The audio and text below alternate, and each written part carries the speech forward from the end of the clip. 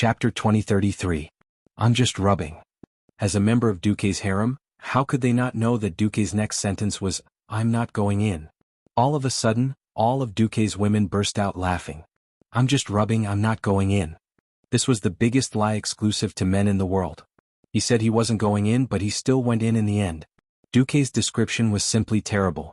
Only the hoof was dumbfounded and couldn't turn the corner. Kill, Jaden is a male, right?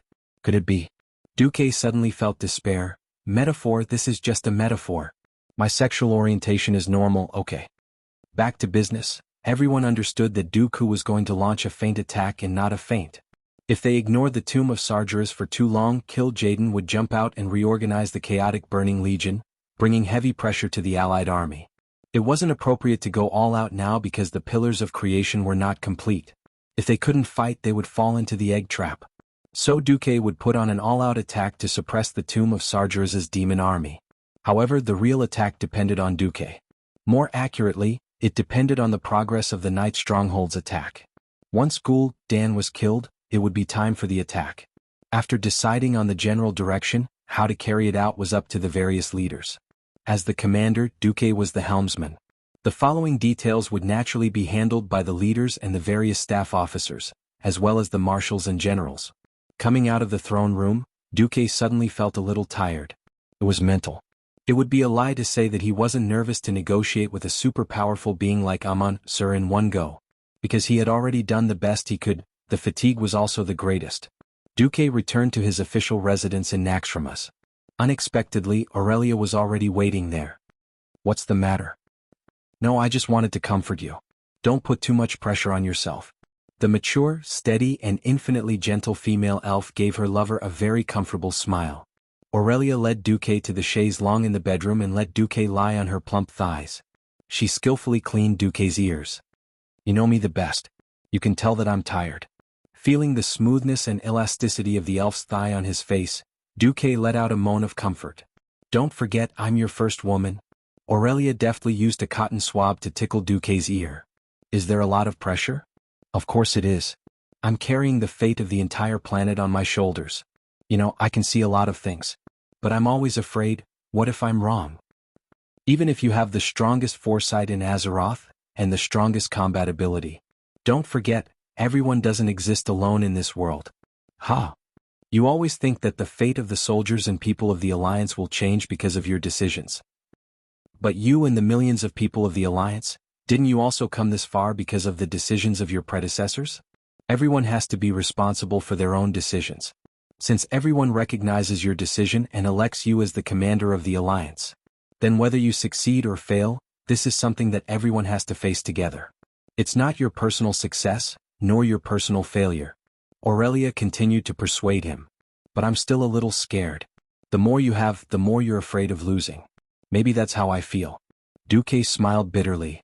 I think being scared is actually a good thing. It proves that you are not arrogant, still have humility, and still have a heart of fear for the world. I think only this kind of leader is the most perfect leader. Activating his divine vision, Duque's vision transcended space. He quietly watched the sky outside Naxxramas, watching the unpredictable flowing clouds under the sky. At this moment, a string in his heart was faintly stirred. There seemed to be a lot of figures and things appearing in front of him. It was the heroes of Azeroth who should have died long ago in history, and the kingdoms that had long been destroyed. The powerful alliance now, the revived kingdoms, were more like illusions in the long river of history.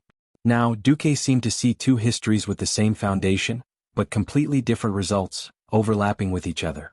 A gust of wind blew out of nowhere, bringing with it the aura of the past, mixed with the debris that flowed out from today's war. It gathered together in a frenzy, turning into a torrent of storms that traversed the sky, charging into the future.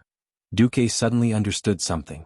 Do your best, leave your fate to fate and have a clear conscience. If you win, you have a harem all over the world. If you lose, you take your wives and run away.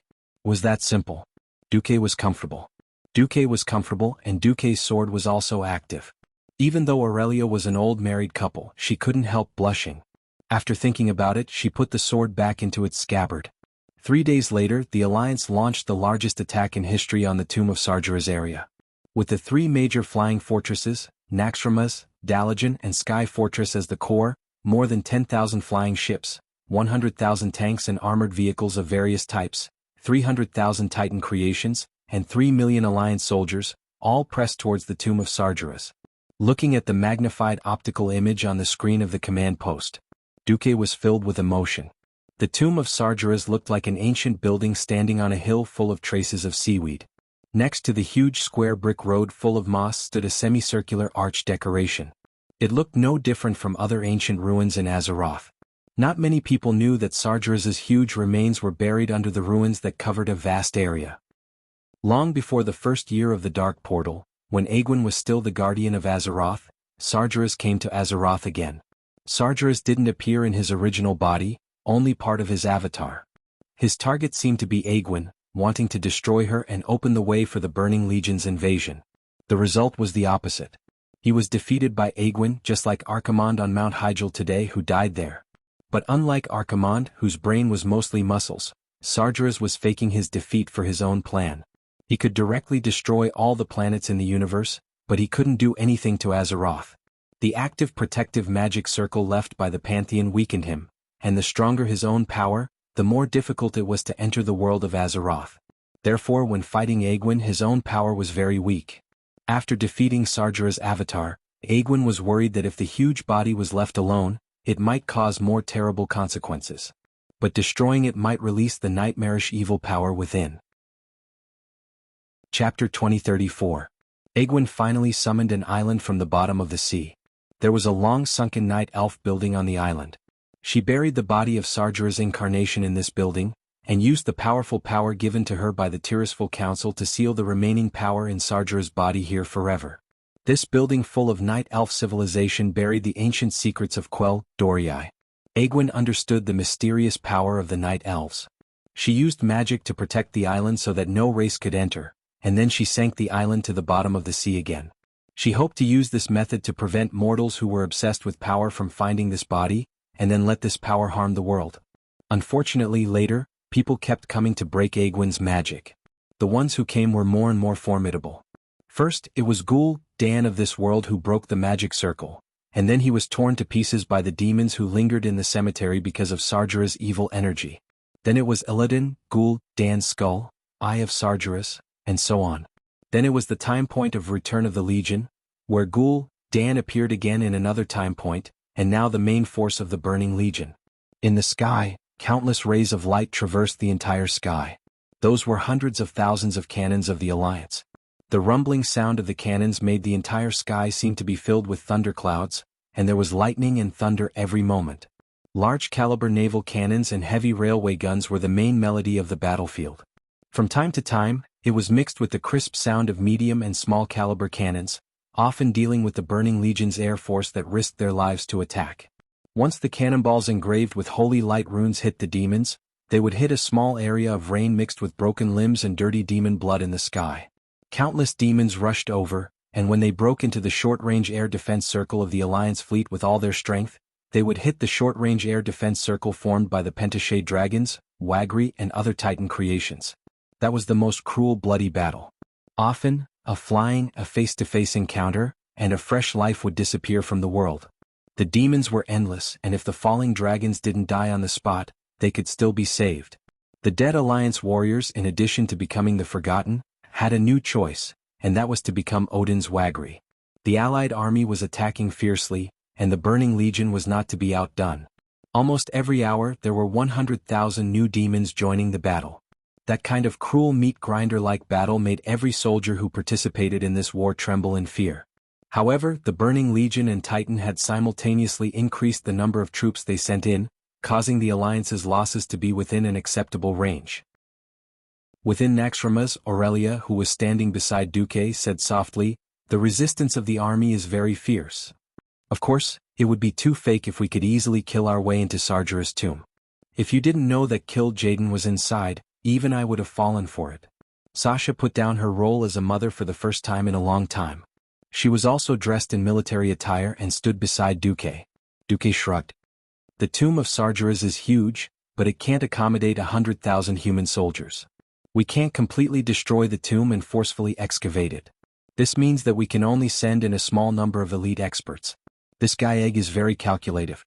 As long as the Alliance's elite team, including me, enters the tomb, more than 10,000 elite demons with strength comparable to that of a Void Lord will jump out and block all possible reinforcements. The three Windrunner sisters were all wearing cloaks and revealing battle armor. In order to pursue agility and speed, they had completely given up on defense. Queen Sylvaner stood up and looked at the three sisters. No matter what, they were very eye-catching. Queen Sylvaner said, "By the way, do you have a spy in the army who sends you messages?" "No. Kill Jaden is such a smart guy. As long as he has a little suspicion, he will directly kill his subordinates." The betrayal of the Eridar twins this time provoked him quite a bit. Queen Sylvaner rolled her eyes.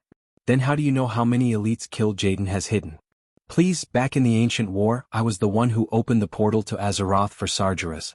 Those guys, after a whole 10,000 years, their spatial technology hasn't improved at all. They didn't even find the little backdoor I hid inside. Who can they blame?" Duque looked speechless. It's fun to be mischievous." Beside him, Tyron couldn't take it anymore and pretended to be angry. "I knew you were an accomplice too." Duque looked desperate. "Queen Azhara is courting death. How can you blame me? If I don't open the portal, someone like Savi's will open it." After the small talk, Duque turned his attention to the army. Looking at the formation of the army, Duque frowned. Sometimes it's not a good thing to have too many subordinates." This was an awkward topic. In the past, when Duque played games like the Three Kingdoms, every general had a limit to the number of troops he could lead. At first, Duque didn't understand. Later, he realized that a general's talent determined how many troops he could lead. Anything more than that would only make things worse. In the Alliance, there weren't many leaders who had the talent to lead. Compared to the Alliance's current army, which had a total of 10 million soldiers, there were too few qualified commanders. Those who could be called generals were even rarer. After more than 30 years, there were still a few marshals who could lead less than 100,000 people. For example, Taylor, Bridget, Darian, Kale, and the others. Those who could lead hundreds of thousands of troops were only Duque, William, Magni, Tyrant, Queen Sheila, and Jaina. Duke and William were the only ones who weren't too messy at the $1,000,000 level. Now that there were 3 million troops, it was basically up to Duque to deploy them using the system. From logistics to troop deployment, Duque took care of everything. That was why everything looked so orderly. If the Burning Legion had the ability to launch an all-out attack, there would definitely be a defensive area that would collapse due to the lack of ability of the commander. There was nothing that could be done about a commander who had come from the era of cold weapons. At times like this, Duque felt that he didn't have enough helpers around him. Just as Duque was feeling troubled, he suddenly laughed. "Ha! You bastards! Are you finally willing to come back?" Stormwind, Goldflash City in the Elven Forest. As an important city in Stormwind and even the Alliance, it had developed into a first-tier city in the past decade. With the war in full swing, millions of tons of food, ammunition, and other strategic resources were transported from all over the Elven Forest to Stormwind Port. From the extremely busy port, they were transported to the front lines of the Broken Islands. Chapter 2035. Suddenly, there was a disturbance in space, and a huge portal the size of a football field appeared in the Fargady Mines south of Goldflash City. In the first year of the Dark Portal, this was a copper mine filled with cobalts. Now that the copper mine had been mined out, it had become an important tank production base for Stormwind. When a few beggars stumbled out of the portal, they were shocked to find themselves surrounded. They're not demons. Be careful, they might be the Fallen. Don't be silly. How can there be holy knights among the Fallen? The few people who were surrounded by more than 5,000 fully armed soldiers and professionals with airplanes and cannons were also dumbfounded. There were helicarriers hovering in the air, destroyers with their cannons open, and tanks slowly moving with black smoke billowing out. Everything was so unfamiliar. Wow, is this the Alliance? That's the emblem of the Alliance, right? A beggar asked another beggar. Their standard language made the soldiers of Stormwind relax a little. A holy knight in red armor walked forward and approached a lieutenant who was obviously the leader of the Alliance. "Hello. You're the captain of the Alliance of Stormwind, right?"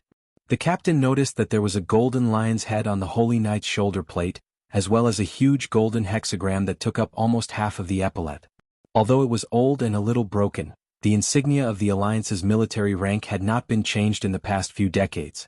The captain shivered and immediately saluted. "Reporting to Lord Marshal, I'm Captain Mexus Crandolph of the Fargady Military Sector. May I know your name, Lord Marshal?" "That's great. It seems like the Alliance has been doing well while we were away.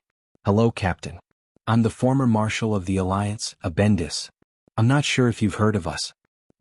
If you're Marshal Alfred Abendis, then the people behind you are Chairman Ronan, Turalian, and Marshal Saden Dathrahan?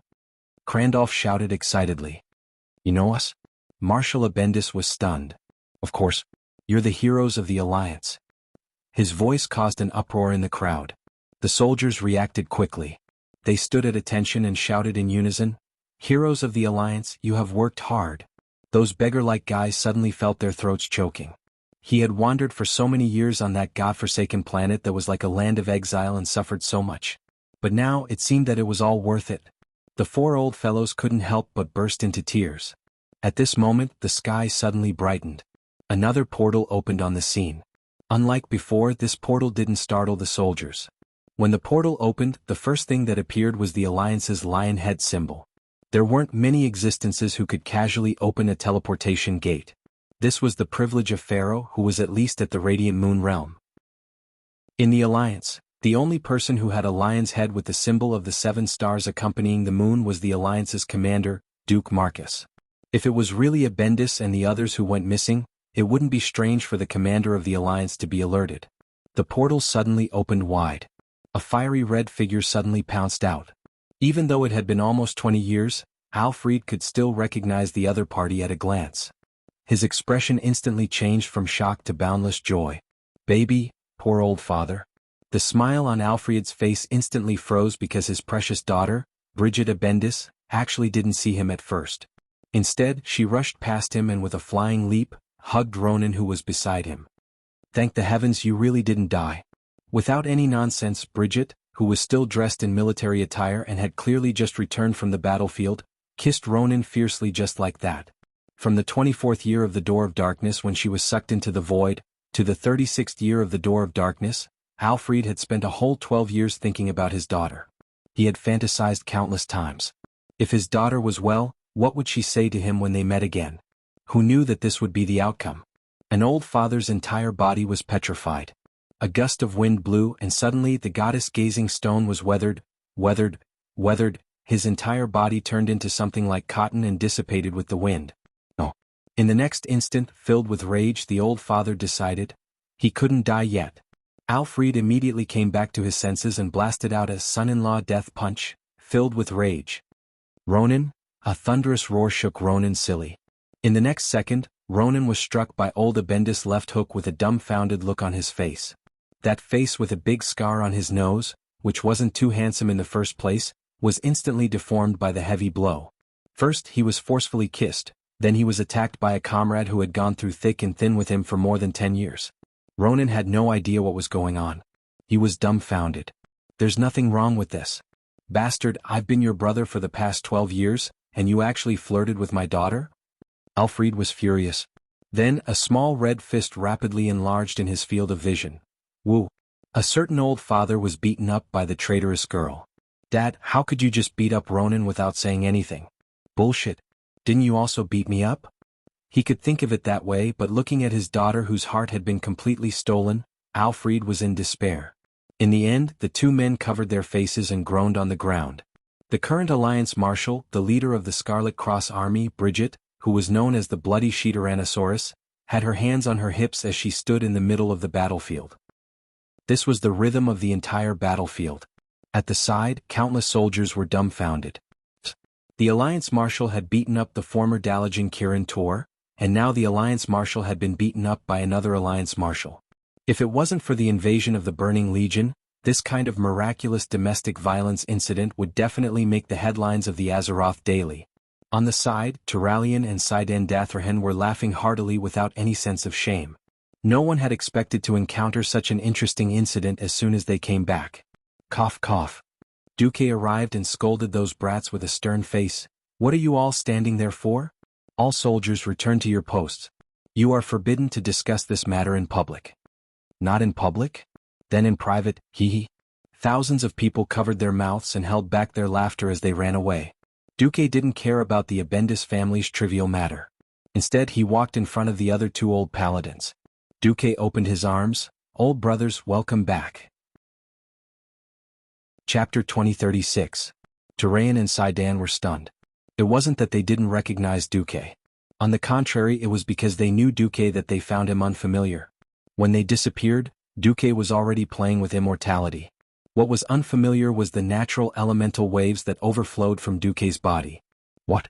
Didn't you guys secretly train for 12 years and become legendary heroes? Can't I step into the realm of gods and become a peak demigod? Duque said with a smile. Don't worry, the alliance is better now than it was before you left. Duque swept his gaze over the 4 big shots, and the smile on his face grew brighter. It was the look in his eyes when he saw a strong man. Who knew? Maybe you've received the news, maybe you haven't. Right now, the Burning Legion is launching a general attack on Azeroth. Azeroth needs your strength and wisdom more than ever. We have been out of touch for more than a decade. Actually, we don't mind starting from the bottom, Turayan said frankly. Before the 4 returned, they were indeed a little worried that they wouldn't have a position when they came back. They even thought that if there was a war they would be willing to be veterans. Seeing the unfamiliar new flying battleships, tanks and helicopters around them, they felt that they had entered the wrong era. Duque laughed. Sorry. The Scarlet Cross has expanded into 2 armies with 800,000 people. I even caught Mograine. That old guy cursed all day long saying that I ruined his life. Do you think the Alliance and I will let you work for us as small soldiers? Duque's words stunned the 4 for a moment. Soon they knew why. A coquettish, handsome, and strong Gavin Rad Bad Luck jumped out of the portal. A slightly embarrassed Tyrion Fordring followed, rubbing the back of his head awkwardly. Then a young, handsome, and suave Alexandros Mograine appeared. The 3 of them were obviously 18 years old, when their bodies were at their strongest. *CK. After following Duque for more than a decade, Saidan had long learned Duque's curse. Turalian was also stunned. Compared to his 2 old friends who were also part of the 5 Silver Sages, he and Saidan were simply old men. Marshal Abendis also had a strange expression on his face. *CK. His old partner was actually younger than his future son-in-law. The group of people gathered together and couldn't help but recall the scene 36 years ago when they followed their master, Alonsis Fail, to meet Duque. Old friends who had been separated for more than 10 years naturally had a lot to talk about. I don't want to return to my youth either. It's against the laws of nature. However, Duque used the survival of the human race to reason with me. When I heard, is the survival of all the humans on this planet more important, or is your damned idea of not liking unnatural immortality more important? I admit defeat. On the other side, Abendis was not as sentimental as the first Holy Night.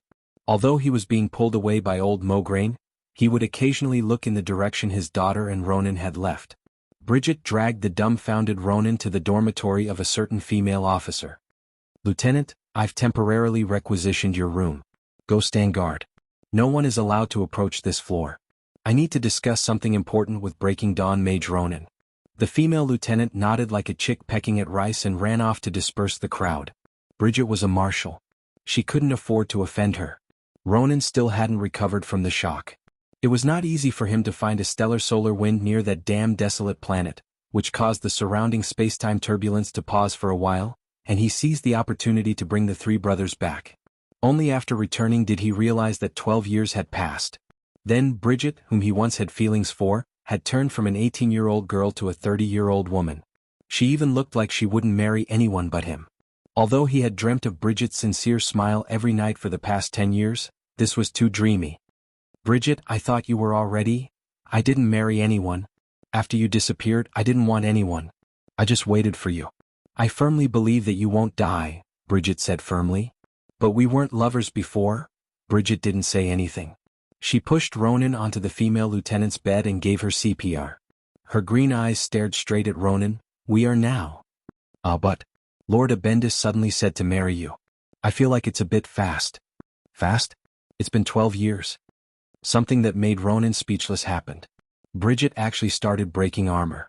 In just 10 seconds all 5 layers of armor were maxed out, and her armor value dropped to 0. Ronan swallowed his saliva. What about now? The blonde marshal sat proudly on the mage and looked down at him. So, after being single for 12 years, a Sao could compete with Diao Chan. Moreover, Bridget was already very beautiful and she took good care of herself. Ronan had fallen. On the other side, an hour had passed after they had finished talking about business. Duke returned to Naxxramas with a smirking Saidan, a slightly embarrassed Turayan, Alfred, who became a father-in-law as soon as he came back, and Ronan, whose arms were wrapped around by a blissful Bridget and whose legs were weak when he walked. Duque first introduced the four to the Alliance leaders. At the same time they were deeply shocked. Wow, there were so many new races in the Alliance? *CK. The Horde was dead, and even Sar and Wajin were in the Alliance? They were shocked, but what really moved them was that the Alliance still trusted them. After basic checks to prove that they hadn't been brainwashed by the Burning Legion, they were all given important tasks. Abendis and Sidon went to the Scarlet Cross to control a new army of 400,000 people. This army would participate in the general attack on Sargera's tomb. Bridget was originally the commander-in-chief of this army, but unfortunately she wasn't capable enough. It was a bit messy when fighting, so her father and Sidon were suitable. Once Ronan returned, he immediately took control of the Dalajan mage squad. Kai Z gladly gave up his position because he was already too busy with the fire elementals. As for Turayan, Duque first brought Aurelia over. I forgot to tell you, I'm married to Aurelia. We have a daughter, Enilis, who's almost 10. Turayan didn't know and kept congratulating Duque. He didn't know if Duque had been too close to Isra recently, but Isra had been led astray by Onyxia.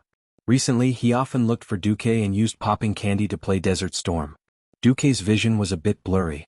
He saw that Lillian's head was clearly white, but it was dyed with a green light. Starting a harem was bad. He would probably be stuck in it for the rest of his life. Chapter 2037. Turalian didn't know what Duque was up to, but that didn't stop Duque from secretly laughing. Of course, Duque was a good young man with integrity. Singing songs in his heart, clapping his hands and shaking his buttocks with joy, this was something that would never happen. Even if he did, he wouldn't admit it. On the other side, Duque felt an inexplicable sense of joy when he saw Ronan being eaten by Bridget. Originally, Duque wanted to take Sasha for a spin, but when he saw Ronan's robe and a smear of dried blood, Duque suddenly wanted to laugh. A 30-year-old virgin, whiny with just a touch, Ronan, enjoy that kind of power that can suck dust while sitting on the ground. Duque wasn't in the mood to show off to Ronan. He accidentally picked up Ronan and Turalian's historical wife. This small sense of guilt and great pleasure faded as Ronan found a new love. There was a small incident here. Gavin Rad, the talkative guy, suddenly said, "By the way, Duque's daughter is already so big. Now that Turalian is immortal, age shouldn't be a problem, right? In the human kingdoms of Azeroth, women could get married at 14. That was about right. My daughter was my father's lover in his previous life. You want to steal my lover? No way." Duque's heart immediately sank. "You want to kidnap my little angel? You're asking for it." No. Just like blue dragons who had their own strange views on love, some fell in love with a well, some liked a fairy sister who resurrected people in a graveyard. Turalian had the attribute of a bubble fairy. Our Enilis is so cute, how can we let that old man Turalian take advantage of her? In just a moment, Duque made a vicious plan in his heart. On the other side, Turalian obviously didn't take it seriously. He said righteously, "Don't joke around, how could I lay my hands on a little girl?" Aurelia was also very familiar with Gavin Rad. She immediately flew up and pretended to kick Gavin Rad's butt. The troublemaker screamed on the spot. Everyone was happy. Duque spoke up. "Turalian, the Alliance still values all of you. But after all, you have been here for 12 years. There are many things that you need to familiarize yourself with. Otherwise you won't know how to lead a modern army. Right?" Not bad." Turalian was in a good mood. A mage's war was more or less the same. Compared to Ronan, who wasn't completely out of touch, the three paladins were more unfamiliar with modern warfare. Even if Sidon and Alfred went to the Scarlet Crusade, they would first be Bridget's assistants. Duque casually picked up a rifle. Take this AK-47 for example. An automatic rifle. As long as you open the safety and press the trigger, you can kill an enemy with normal armor from 50 meters away. Turalian took it and tried it out. He found that this thing was really a killing machine for non-professionals. Even a 10-year-old child could operate it smoothly. Turayan nodded. Indeed. The war is tense, and the Alliance doesn't have the time to update your knowledge. You had to learn and work at the same time. Right now, the Alliance has an important mission for you. Turalian stood at attention. "Please give the order, Commander." Duque snapped his fingers. Instantly, a magic mirror appeared in the air beside him. The large screen showed the image of a skinny female elf, wearing a hood. Because she was too skinny and had a very deformed appearance, Duke and Turalyon had the same feeling, that she was probably another elven variant. This image conveyed two things: she's running and the Burning Legion is probably pursuing her. Sir Lama is in big trouble. Who is she? Turalyon and the others all asked the same question. Duke shook his head. We can't be sure. I can only tell you that I can tell from this image that she's a Breaking Dawn wizard. You should know that even in the Kaldorii Empire, where magic flourishes, Breaking Dawn wizards aren't cabbages that can be found anywhere. Duke snapped his fingers and Vashj, who looked like a high elf, appeared on the communication screen. Vashj saluted Turalyon and said, if she's a night elf who advanced to Breaking Dawn through her own cultivation in the past 10,000 years, then I can't guess who she is. But speaking of Sir Lama, there are two great mages that are worth paying attention to. One is Alisanda, and the other is Talisa. During the Ancient War, they firmly opposed Queen Azhara's introduction of the Burning Legion. Obviously, the elves and Sir Lama survived after the explosion of the Well of Eternity. Duque said, now the Alliance's division led by William is attacking the Night Fortress that Ghoul, Dan and his subordinates are occupying. This mysterious lesser elf is likely to represent a powerful former Night Elf resistance army. If the Alliance can obtain the assistance of this resistance army, it will be of great help to us in attacking the Night Fortress. Turalyon puffed out his chest and sucked in his stomach. So my mission is to bring an elite team to contact this mysterious elf wizard, and then act according to the circumstances? Yes. I'm amazed by your diplomatic skills and ability to unite people during the second battle at the Dark Portal. Also, you have enough status and identity to act according to the circumstances, and make promises that are of sufficient weight. The bottom line I'll give you is that if the other party is strong enough, you can give the other party the status of a second-class race in the Alliance.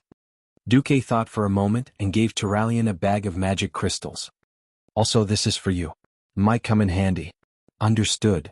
Turalyon accepted the order and ran to prepare. The high positions in the Alliance were not for anyone to sit in. Even though Turalyon was once the Alliance's deputy commander and had a high status, the Alliance was a place where results were the most important. If Turalyon did not show enough ability, how could he sit on the throne of the deputy commander? One had to know that the current Alliance's deputy commanders were more powerful than the other. William and Magni represented the strongest kingdoms of their respective races. Alexstrasza represented the more powerful dragon's slumber shrine.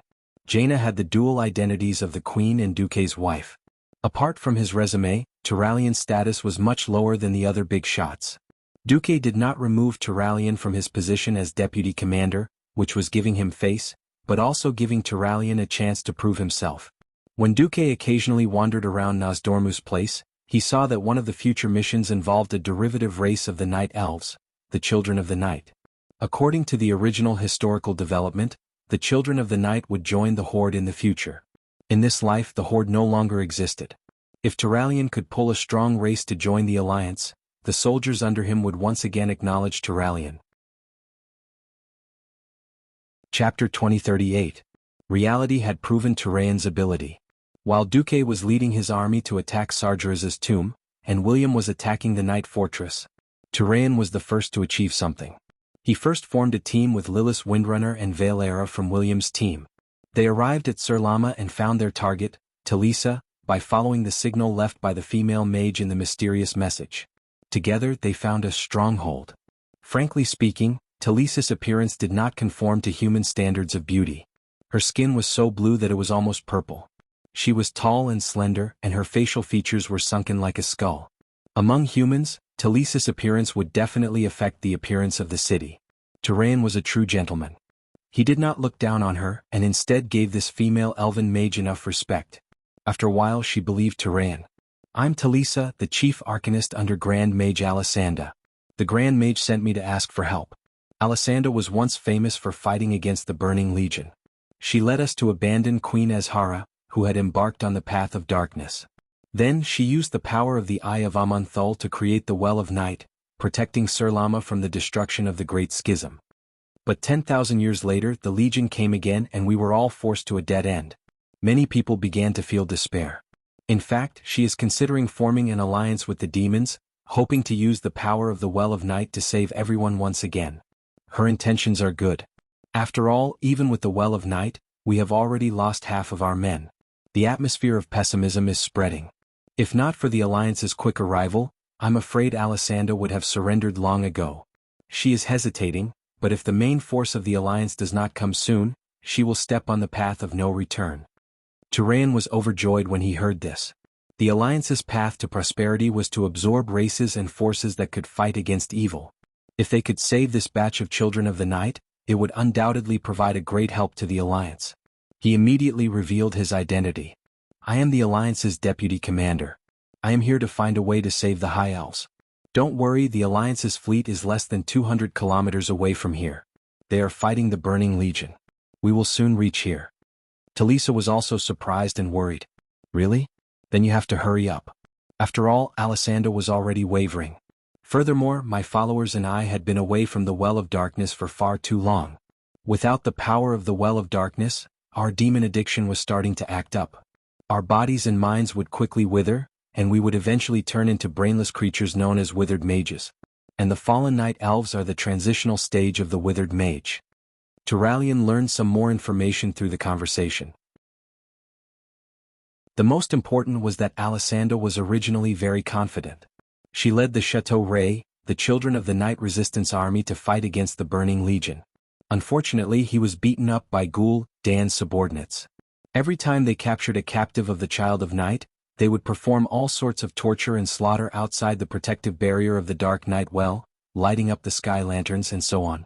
After losing more than half of their elites, Chateau Doriai's morale was extremely low. Talisa said, "We need reinforcements, not empty promises. 200 kilometers. If all goes well, of course we can reach it in a day. If you guys are defeated, it will only increase our losses." Turalian was stunned for a moment, but he immediately thought of a solution. "Here, this is for you." A large pile of incomparably pure magic crystals could completely satisfy Talisa's thirst for magic power. Like a drug addict, Talisa greedily absorbed the magic power in the crystals. Turalian noticed that the face of the skinny elf woman before him had actually swelled up, and her facial features had also begun to fill up. Although she still looked tired for some reason, that elegant face of hers made his heart palpitate with eagerness. Turalian was a gentleman, and he quickly looked away.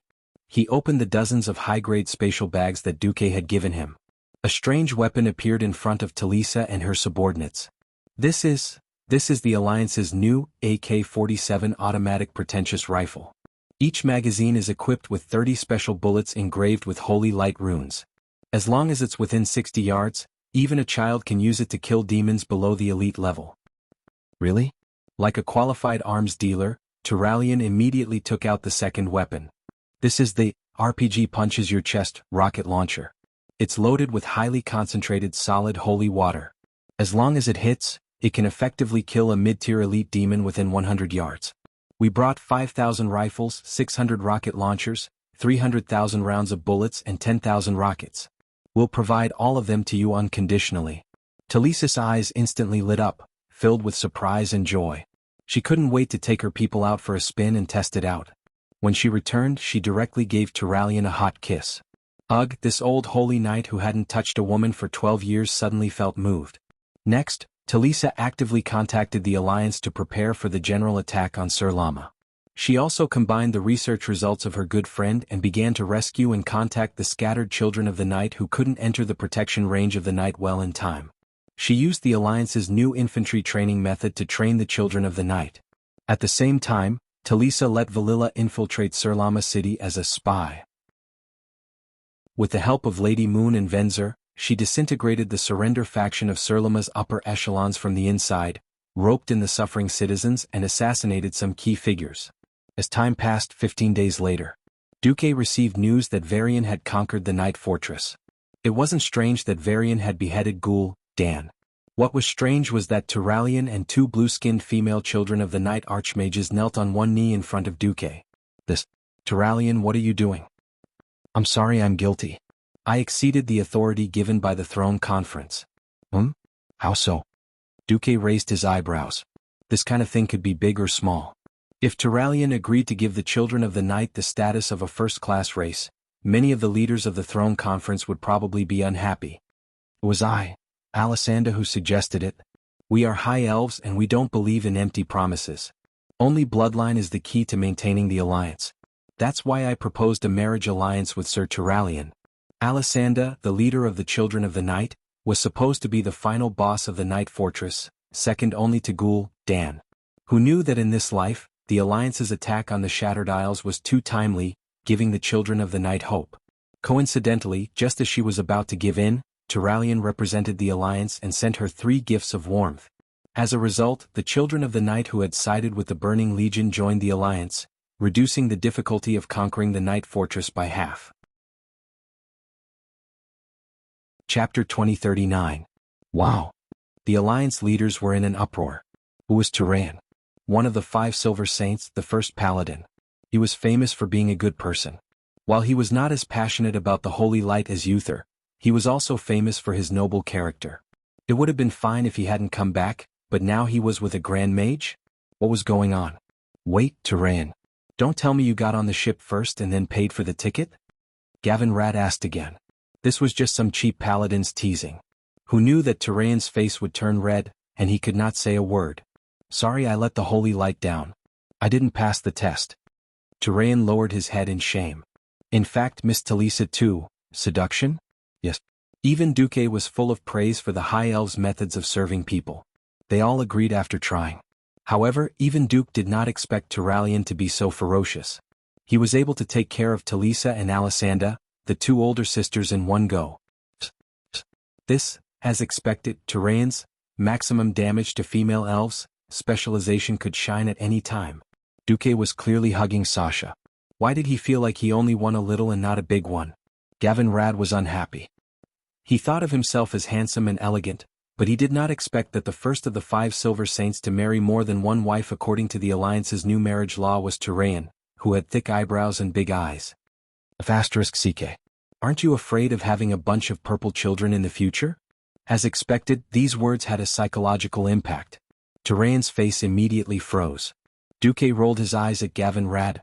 Gavin Rad, are you very free? I have a difficult task for you. What? Is it like Turalyon's order to pick up girls? Alright, this was a term he had learned from Duque. On the other side, Trajan was extremely embarrassed.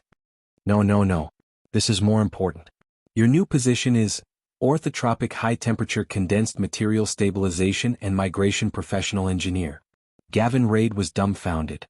He asked tentatively, Can you not use jargon, speak human language? No, I just want you to set an example for the combat readiness personnel in the rear.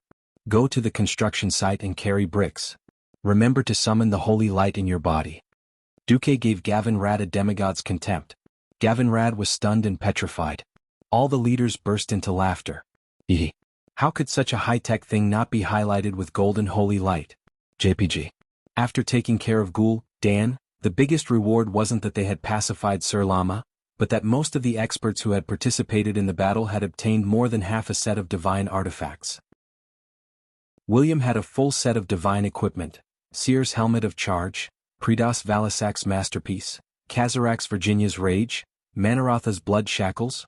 It was as if William had escaped the life-destruction calamity on the shattered beach, and his luck had improved. No, it was an explosion of luck. If Duque's friends from back then were here, they would definitely shout, "Hey! Europeans, please eat my African chief's spear." You can't blame society for being unlucky. If you're really afraid that you're not good enough, why don't you just tattoo a Peppa Pig on your arm? In fact, due to the fact that the various leaders of the Alliance had taken turns to kill countless Void Overlords, their harvests were rather shocking. Most of them had at least half a set of divine equipment. Even Gavin Rad, who was the most unlucky, had 4 sets of divine equipment. The only exception was Duque, who only had 2, which he had obtained from the Jade Nightmare. Everyone was a little worried. The honest man couldn't help but suggest, "Duque, you're about to face Kill Jaden at his peak. As the main force, shouldn't you go to other places to get some divine equipment? Even for someone as powerful as you, it would be a great improvement if you had a set of divine equipment." An honest man is indeed an honest man. He already has a pair of wings of the Son of the Night, yet he's still so considerate. Actually, Duque snapped his fingers, and an illusory 3-dimensional projection of a human figure immediately appeared in front of everyone. The projection was very realistic, starting from the most basic bones of the human body, to muscles, blood vessels, skin, and finally becoming an identical Duque. The most eye-catching thing was the set of equipment on Duque's body. Every leader of the Alliance was dumbfounded. The equipment he was wearing was clearly an entire set of frost element mage artifacts. Belovar's last stand, Ronin's assault wristband, Rune Master's mysterious battle dress, Exodar fragment. The frost elemental aura that overflowed from every piece of divine equipment made every pharaoh envious. Only Jaina seemed to be deep in thought, and then she revealed a smile. Kalia secretly tugged at her good sister's sleeve. What's the matter? Why isn't Duque willing to wear it? Hey, men, it's all about face. That's right, this was the era where divine equipment could be found everywhere. Mortal powerhouses who worked together with the Azeroth Star Soul and the Pantheon to strengthen Azeroth were actually using the path of conversion and reprocessing. Not many people had considered why they had to kill the enemy to have a chance to pick up divine equipment. Why not just create a bunch of divine equipment for everyone? To put it bluntly, there was no food at home, so they could only rely on robbing. Since divine equipment could exert power beyond the mortal world, it was destined to be made of extraordinary materials, and it must contain or be able to borrow a huge amount of power. If they really wanted to provide tens of thousands of divine equipment unconditionally, it might not even be enough to drain the energy of the entire planet Azeroth. While the Burning Legion's frenzied attack brought destruction to Azeroth, as long as they killed powerful demons, they would have the opportunity to cleverly convert the other party's life and soul energy for their own use. This snowballing style of fighting was very similar to the Calamity Army back then. They killed other people's soldiers and resurrected them as their own soldiers, turning the spearhead to deal with the other party. The Pantheon released a large number of blueprints and charging methods for divine equipment, making this batch of divine equipment more like a product made on an assembly line, and it was more widespread. Duque was so busy, of course, he could not manage the mage profession hall. Since the mages below had received orders to create mage equipment with Azeroth characteristics, the names of the divine equipment naturally followed the prototype of the equipment, with various allusions to Azeroth. For example, Belwar's last stand. The allusion to this divine equipment robe was during the third battle of the Dark Portal. The last thing Kuel Salas's Grand Mage Belowire Sorona did when Silvermoon City fell was to teleport the Countess at that time, the current leader of the Blood Elf Paladins, Riadaline, to a safe place. Chapter 2040. Another example was Ronin's assault wristband. The inscription on the wristband was, "Powerful mages like Kirin Tor leader Ronin often use magic wristbands to stabilize the magic that spills from their fingertips." If one looked closely, they would find that the arrangement of the inscription on the first batch of Ronin's wristbands had a strange sense of disharmony. This was because there was actually the word Qian in front of Kirin Tor leader. After all, when Duque and the Pantheon had finished discussing the distribution of the divine equipment, Ronin was still missing. In fact, almost 99% of the people treated Ronin as a dead person. The mages below wanted to suck up to Duque, but they also wanted to commemorate Ronin's achievements when he was the chairman of Kirin Tor. In the end, they named the mass-produced divine equipment wristband. They didn't expect Ronin to return in just a few days. How embarrassing. The group of mages had to think of a way to change the inscription. Otherwise, Ronin would become the chairman of Kirin Tor. Even if Ronin was a good person and didn't pursue the matter, if some of Ronin's followers or brainless fans pursued the matter, the group of Pharaoh in charge of finalizing the inscription would also suffer. They also didn't expect that this batch of revised inscription wristbands that had lost their divine powers would become rare treasures. Moreover, the people below sucked up to him. Every set of mage divine equipment had a divine equipment with the same name. That was Duque's magic crown. It was praised as the Lord of the Four Elements, the Master of the Weave, and the strongest mage god of Azeroth, Duke Marcus. The people below could use this divine equipment and even be proud of it, but Duque was too embarrassed to use it. This was no longer business flattery, this was simply shameless self-praise. There were similar mass-produced divine equipment such as the Ice Element Necklace, Jaina's Wisdom, and the Fire Element Belt, Kale, that's Phoenix Belt. How could Duque wear these divine equipment? In this life, Ronin and Jaina were Duque's disciples, and Kai Zi was Duque's direct subordinate. Think about it, if a divine equipment named after a disciple and subordinate was worn by Duque, thief embarrassment plus 10,086. Everyone understood this point, and when they saw that Duque was only using a mirror image as a clothes rack to wear these artifacts, it was not hard to understand. They all laughed evilly. Since Duque had a set of divine artifacts with him, there was nothing to worry about. Everyone's focus was on how to deal with Kill Jaden. This cunning and powerful commander of the Burning Legion was definitely the scariest enemy of the Azeroth people, even above Sargeras. As a fallen titan, Sargeras had never truly entered planet Azeroth. Everyone only had a vague idea of how powerful he was. Regardless of whether it was its abilities, destructive power, or even its basic physique, he didn't know much about it. Facing a powerful enemy who only had a vague experience, no one felt that it was real. Kill Jaden was different. Many of the veteran leaders in the Alliance had fought against the egg in the Battle of the Sunwell. Although it was only an egg that had only half of its strength and was stuck in the toilet bowl of the teleportation channel, it did not prevent everyone from personally experiencing Killjaden's strength. This time the egg had made a comeback. Even though everyone's strength had already skyrocketed, they still didn't feel like they could defeat the egg. Of course, the people of Azeroth had their own confidence. With Duque as the leader, they were a group of demigod powerhouses who had been apatheized by mortals. They were the strongest, and the ones that the Alliance was the most proud of. Whether it was the Green Tide of the Orcs, the Bone Sea of Calamity, or the World Destroyer Demon Army, Duque and the others had never been afraid. They had won every time. When Duque threw out the configuration of the enemy in Sargeras' tomb and emphasized that this was an enemy that they could possibly meet, and that they could possibly have this and that kind of special ability, everyone took it as the truth. Having a transmigrator as a boss was just that blissful. Gavin Rad, the guy who spouted nonsense, even said loudly, "Duque, there's no need to explain. I know you must have gotten some powerful female demon to be your spy."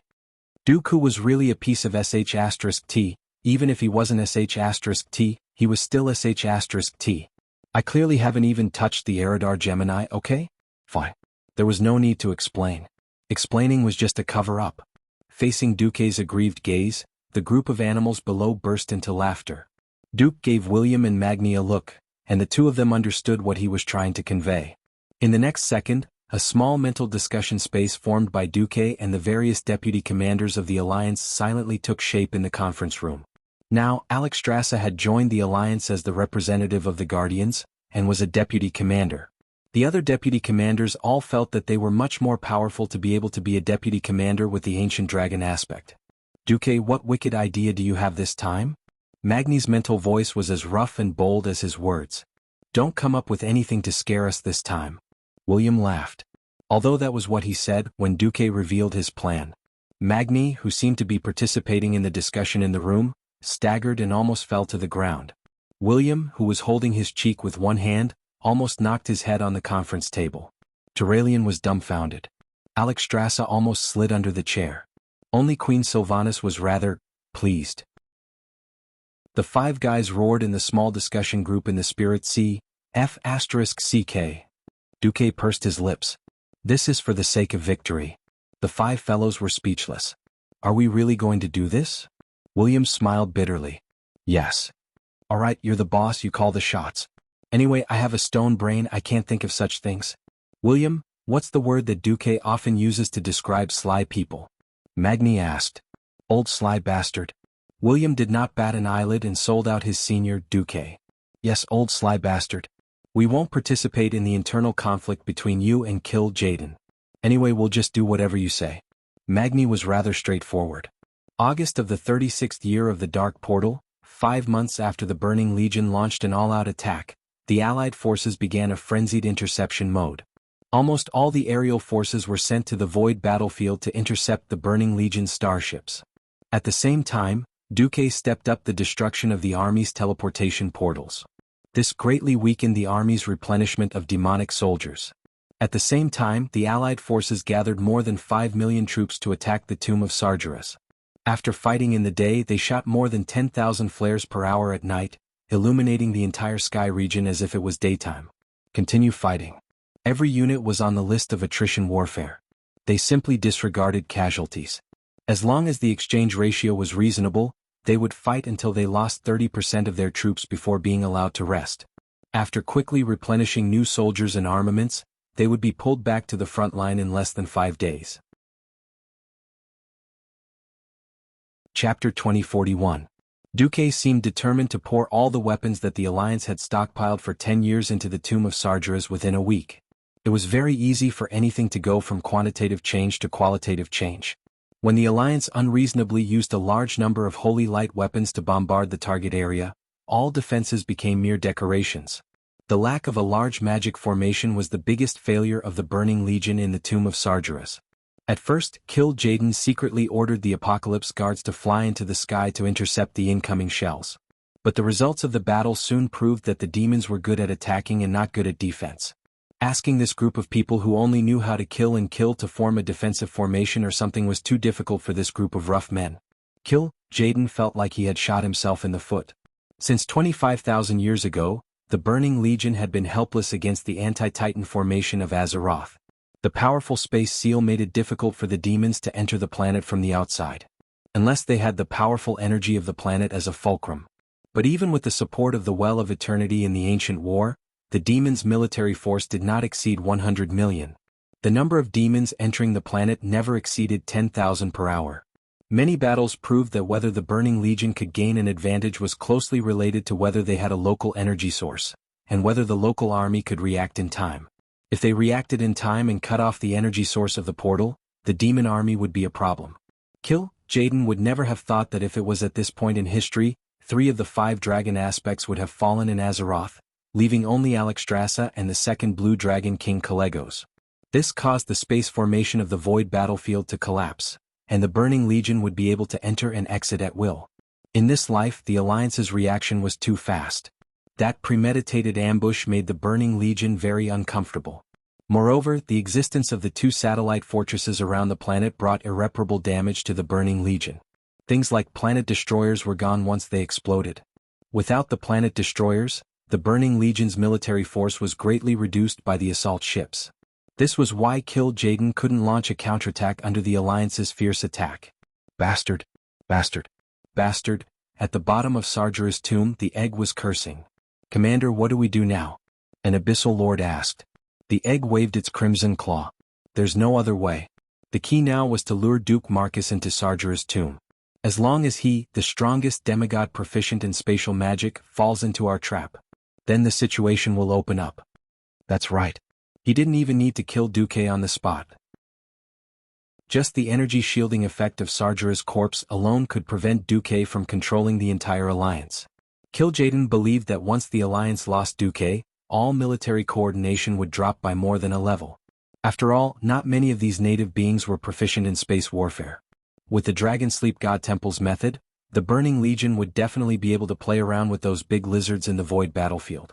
Once the number of demons had increased, they would be able to send out more Eridar wizards to open the portal and send in more demons, creating a snowball effect. Commander, what if that Duke Marcus doesn't come? Impossible. He should have guessed that I've already descended here, but he can't confirm my existence. My secrecy is absolute. Even if he confirmed it, he wouldn't have the courage to let me go. As time passes, our Burning Legion will be able to revive Lord Sargeras and Azeroth. Titans were too huge. During the Ancient War, Sargeras had desperately shrunk his body in an attempt to squeeze into the portal.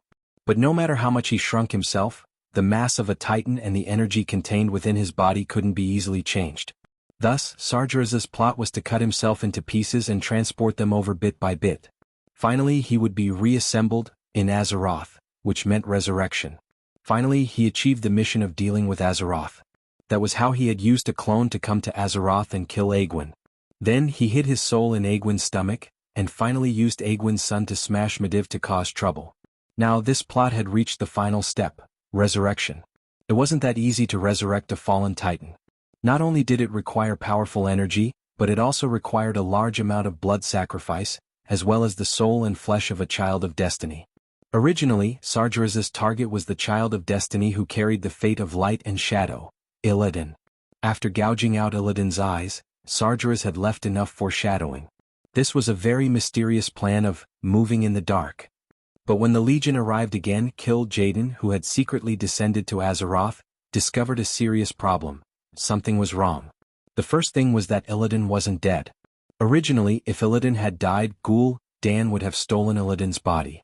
In addition, Illidan had already sacrificed his soul to the Legion and stored it in the Twisted Nether as a primer to resurrect Sargeras. The second thing was that Illidan didn't seem to carry more of the power of destiny in Azeroth as they had initially thought. These 2 points directly led to the fact that if Sargeras was resurrected like this, his strength would definitely be weaker than originally expected. That was very awkward. After descending to Azeroth, Kill Jaden went through a series of evil rituals and finally deduced that if he wanted Sargeras to be resurrected perfectly, he would need at least one more soul as a sacrifice. That was the soul of Duke Marcus. Unknowingly, this magical human had already obtained the trust of the Star Soul of Azeroth in one battle after another, and dominated the fate of the entire planet. As the child of destiny, he was even more valuable. In a sense, it was his great achievements that made the Star Soul willing to give him more power and place more hope on him. So if he wanted to destroy Azeroth and resurrect Sargeras perfectly, he had to catch Duque. This was the reason why Kill Jaden had been holding back when he launched the Legion's invasion in the past few days. Originally, Kill Jaden was prepared to fake the competition and let these natives be a little more. He didn't expect these native creatures to be many times stronger than 10,000 years ago, no, even 36 years ago.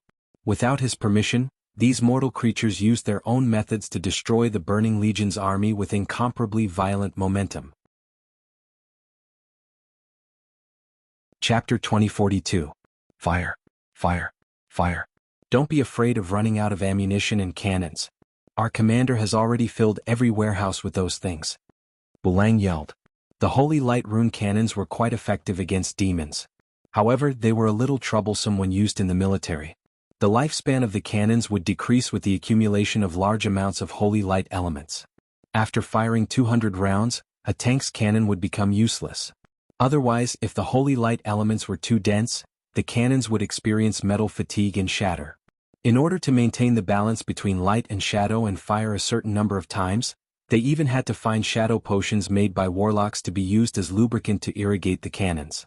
From the railway cannons with a diameter of more than 800 millimeters, to the main cannons of battleships, to the 203 millimeters of heavy cruisers, to the 155 millimeters of light cruisers, to the 100 millimeters of destroyers, and finally to the 88 millimeters 40 millimeters of anti-aircraft cannons, and field cannons for street battles.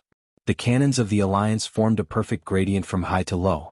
As for the infantry, each squad was equipped with at least 5 improved Iron Fist X rocket cannons. This allowed mortals to have enough weapons to fight against demons.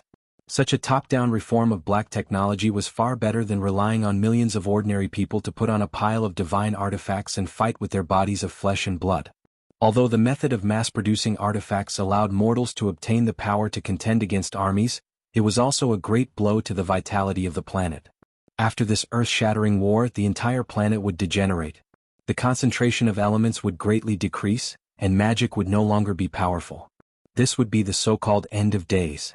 Duque used black technology to equip the entire camp with tens of millions of troops, greatly reducing the pressure on Azeroth. This was also why the Alliance could suppress the Burning Legion on local battlefields. With the firepower support of the Alliance that even the Titan Legion was surprised, the Titan creations were even more ferocious. The coordination of the infantry cannons of the veterans was the Alliance's greatest treasure. The method of indiscriminately bombarding the enemy's position before charging forward was far better than using the Titan Giants' creations and relying solely on their bodies and strength to face the enemy head-on would result in fewer losses. Also, the coordination of the Holy Light faction's infantry cannons was far more impressive than the infantry cannons of modern warfare on Earth. Cannons of Holy Light didn't mind friendly fire.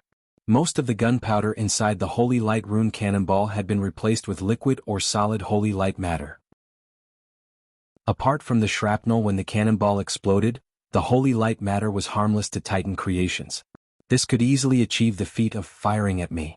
As long as they sent more thick-skinned Titan creations such as those Iron Colossuses, they would basically not be at a disadvantage against the demons.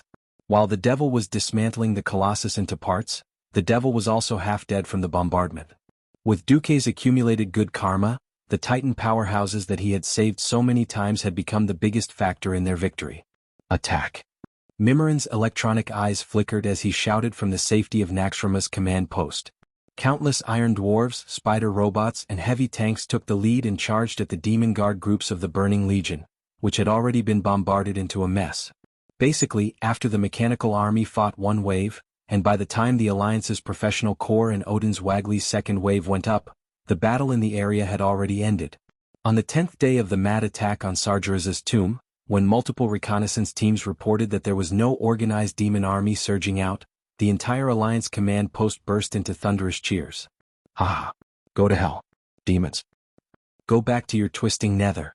Duque clapped his hands. Attention, now it's the Guardian team and the Alliance's hero team on the field. Here in Sargeras' tomb, the mission of the mortal troops had been completed. At least the Alliance powerhouses didn't have to expend a lot of effort to break through the entire demon formation to break into Sargeras' tomb. There were still quite a few demons, and the demons that were generally 5 or 6 stories tall were naturally dealt with by the Alliance's elite teams. Go. Lena Thunderspear was piloting a short Gundam. She leaped into the air, and her mechanical short legs made a posture similar to a moonwalk. Then she smashed a 3-story tall Abyssal Lord-type demon with a hammer. The Lord of the Abyss was a species that was used for charging. Dodging and whatnot didn't exist. When a head-on attack didn't work, it would turn into minced meat. 2 Shivalas rushed up and shot a series of ice arrows at Milhouse's Mana Storm on Lena's Gundam, turning it into a sieve. The second-tier heroes of the Alliance used their mechas and their martial strength to open the way for the Alliance's most elite assault force. They killed their way to the entrance of Sargeras' tomb. Alcavan and the other 3 Guardians used their huge 10-story bodies to block the entrance after everyone entered. This was to cut off the possibility of other demons coming to support them. In the depths of the graveyard, Kill Jaden frowned. The Alliance's lineup was too gorgeous. The Guardians were Odin, Tarim, Freya, Hodier, Mimiron. The god of the wilderness was Goldring, Tortola, Iwina, and the Bear Brothers. The mortals were led by Duque and Magni Bronzebeard, who were fully equipped with divine artifacts. For some reason, the mortals were all wearing thick robes that covered themselves tightly. But from their armor and body size, one could generally tell that the Alliance had sent out all its heroes this time. Basically, only second-tier powerhouses and commanders like Bulang Bronzebeard, Danath Trollbane, and Bridget were left outside to maintain command of the army. The most capable of fighting were all here. Even though Kill Jaden had arranged a large number of powerhouses in the graveyard, he still felt that it was a little difficult. Outsiders might not know, but Kill Jaden obviously knew that this batch of Guardians in Azeroth was special. Back when the Titans descended on Azeroth, they had racked their brains to destroy the Darkness Empire. The Titans were simply too huge. The Titan, Avenger. Agrama was worried that if they were not careful, they would cause irreparable damage to the Star Soul, or even take its life. In order to solve this problem, he proposed to create a powerful construct to act on their behalf and completely destroy the Darkness Empire according to their wishes. Thus, under the leadership of the great forger Kaz Garoth, the Pantheon built an army whose source was from Azeroth, Ashier and Vanier. Ashier was made of metal and wielded the power to command storms. Vanier was made of rock and the earth was under their control. And these 2 powerful beings were called the Titans' creations. Chapter 2043. The servants of the Titans were fortunate enough to have their appearance and power bestowed by the Titans of the Pantheon to lead the rest of the Titans' creations. These blessed creations were the guardians of the world. Although they would eventually form their own personalities in the future, they would forever carry the appearance and abilities of the creators. The Supreme Father, Thul, bestowed a portion of his vast power to the great Guardian Laden and the Guardian Odin. The Forger, Kaz Garoth, bestowed his divine power to control the earth and forging to the Guardian Azardas. The Zerager, Gorganas, bestowed the Guardian Tarim and the Guardian Hoder with the power to control the storm and the sky. The Life-Giver, Iona, bestowed the Guardian Freya with the power to control all the plants and animals in the Azeroth. The Dreamweaver, Noganon, bestowed a portion of his wisdom and proficiency in magic to the Guardian Loken and the Guardian Mimilon. In the end, the Avenger, Agrama, bestowed his strength and courage to the Guardian Tyr, and he became the most powerful warrior among the Titans' creations. Laden was sent by the Titans to Pandaria to destroy the remnants of Yashaji's life. He fell into a deep sleep for unknown reasons, and was defeated by one of the ancient Devil's Kings, the Thunder God, and his source of power was taken away. Azardas was in charge of guarding Uldaman. Unfortunately, over the years, he had been eroded by all kinds of corruption and curses, and was no longer as powerful as before. Later he was defeated by the elite dwarves who explored Uldaman. Comrade Lang Bronzebeard, who excavated the ruins of the Titans all year round, refused to admit that it had anything to do with him. Loken was brainwashed by Yogg-Saron, and decisively turned from a loyal subject to a traitor. Later he was defeated by Duque and Tarim. Tyr, on the other hand, had it worse. When he discovered that Yogg-Saron had brainwashed most of the Guardians, he ran away, and was eventually hunted down in the Tirisful forest. The Tyr's Hand in Lordaeron actually commemorated him. Even though so many Guardians had died, the remaining Guardians were still quite powerful. After the Pantheon and the Alliance reached a deal, the Titans had remote-controlled these Guardians. Now their strength was extremely fierce. The unexpected strengthening of the Guardians gave Kil'jaeden a huge headache. Back in the day, Duque had tricked him and destroyed his upper body, forcing him to hide in the deepest part of the Twisted Nether and slowly revive in the supercomposite matrix. To be more precise, he was recovering his body. The strength of the body was directly proportional to the difficulty of recovery. If Kil'jaeden had the physique of a sludge monster, he might be alive and kicking again in a day or two. On the surface, Kil'jaeden is an Eridar warlock, but in reality, the strength of his body is not inferior to Archimonde, who likes to fight head-on in the Burning Legion. This caused a lot of trouble for the recovery of his body. At the same time, he had done many good deeds in the past. He was extremely afraid that he would be betrayed while he was recovering his body, so he completely concealed his will so that the Void Dukes below could not determine the state of his mental power. In addition, he had been nurturing the opposition for 25,000 years, accumulating the conflicts between the various races and factions in the army. This caused the Burning Legion to fall into a considerable degree of chaos. Most of the feudal lords were busy fighting for power, but there was not a single powerful Void Duke who could unify the army and challenge him for the position of commander. It was only 5 years ago that he barely recovered his body and could spare some energy to manage things. It took another full year to barely unify the Burning Legion. Only then did Kil'jaeden have the energy to carry out intelligence reconnaissance in Azeroth. Very quickly he discovered a serious problem. So many years of lack of intelligence had caused a gap in the intelligence system. The worst part was that it was because of the two hateful traitors, the Eridar Gemini twins, who were standing in the way. In addition, the Alliance had unified the mortal forces in Azeroth, and there was no effective place to spy on Azeroth. Back then, when Kil'jaeden's most outstanding intelligence demon was in the position of anti-spy, it was a nightmare. Whether it was the lowest level succubus, the higher level Shivala, or the female Eridar, none of the demons could get any effective intelligence. They only knew that after the Battle of the Well of the Sun, the Alliance had won one battle after another and had never lost. Moreover, they were on the same side as the Dragon Slumber Temple and Otter. The Alliance was also actively preparing for the Burning Legion's return. The asymmetry of intelligence caused a lot of inconvenience. If it was any other planet, with the Burning Legion's overwhelming military strength, there was no need for any tactics or strategies. They could just charge and be done with it. Azeroth was different. The Burning Legion had been defeated here many times. As a last resort, Kil'jaeden tried to tempt the two traitors, Aureus and Saloras. Not only did he promise that as long as they returned to the Legion, he would let bygones be bygones. He also promised them great benefits, saying that as long as they returned, he would make them the Legion's deputy commander-in-chief. Who knew? They steeled their hearts and only left behind a sentence of Kil'jaeden, "We know you too well," before leaving. Anything else was just, "I don't want to listen to the tortoise's scriptures." Brother Egg was furious. That's right, they knew him too well.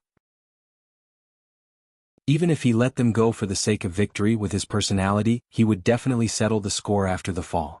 The failure of the intelligence work only improved when he handed over the work to the matriarch, Saslan. However, his understanding of the Alliance was limited to the middle and low-level officers. Once it reached the top, it suddenly became extremely difficult to infiltrate. All the high-ranking generals, nobles, and their families were protected by paladins from the Silver Hand and holy priests from the Church of Holy Light. Even if the high-ranking officers didn't believe in the Holy Light, they would be baptized by the Holy Light and Holy Water on a regular basis.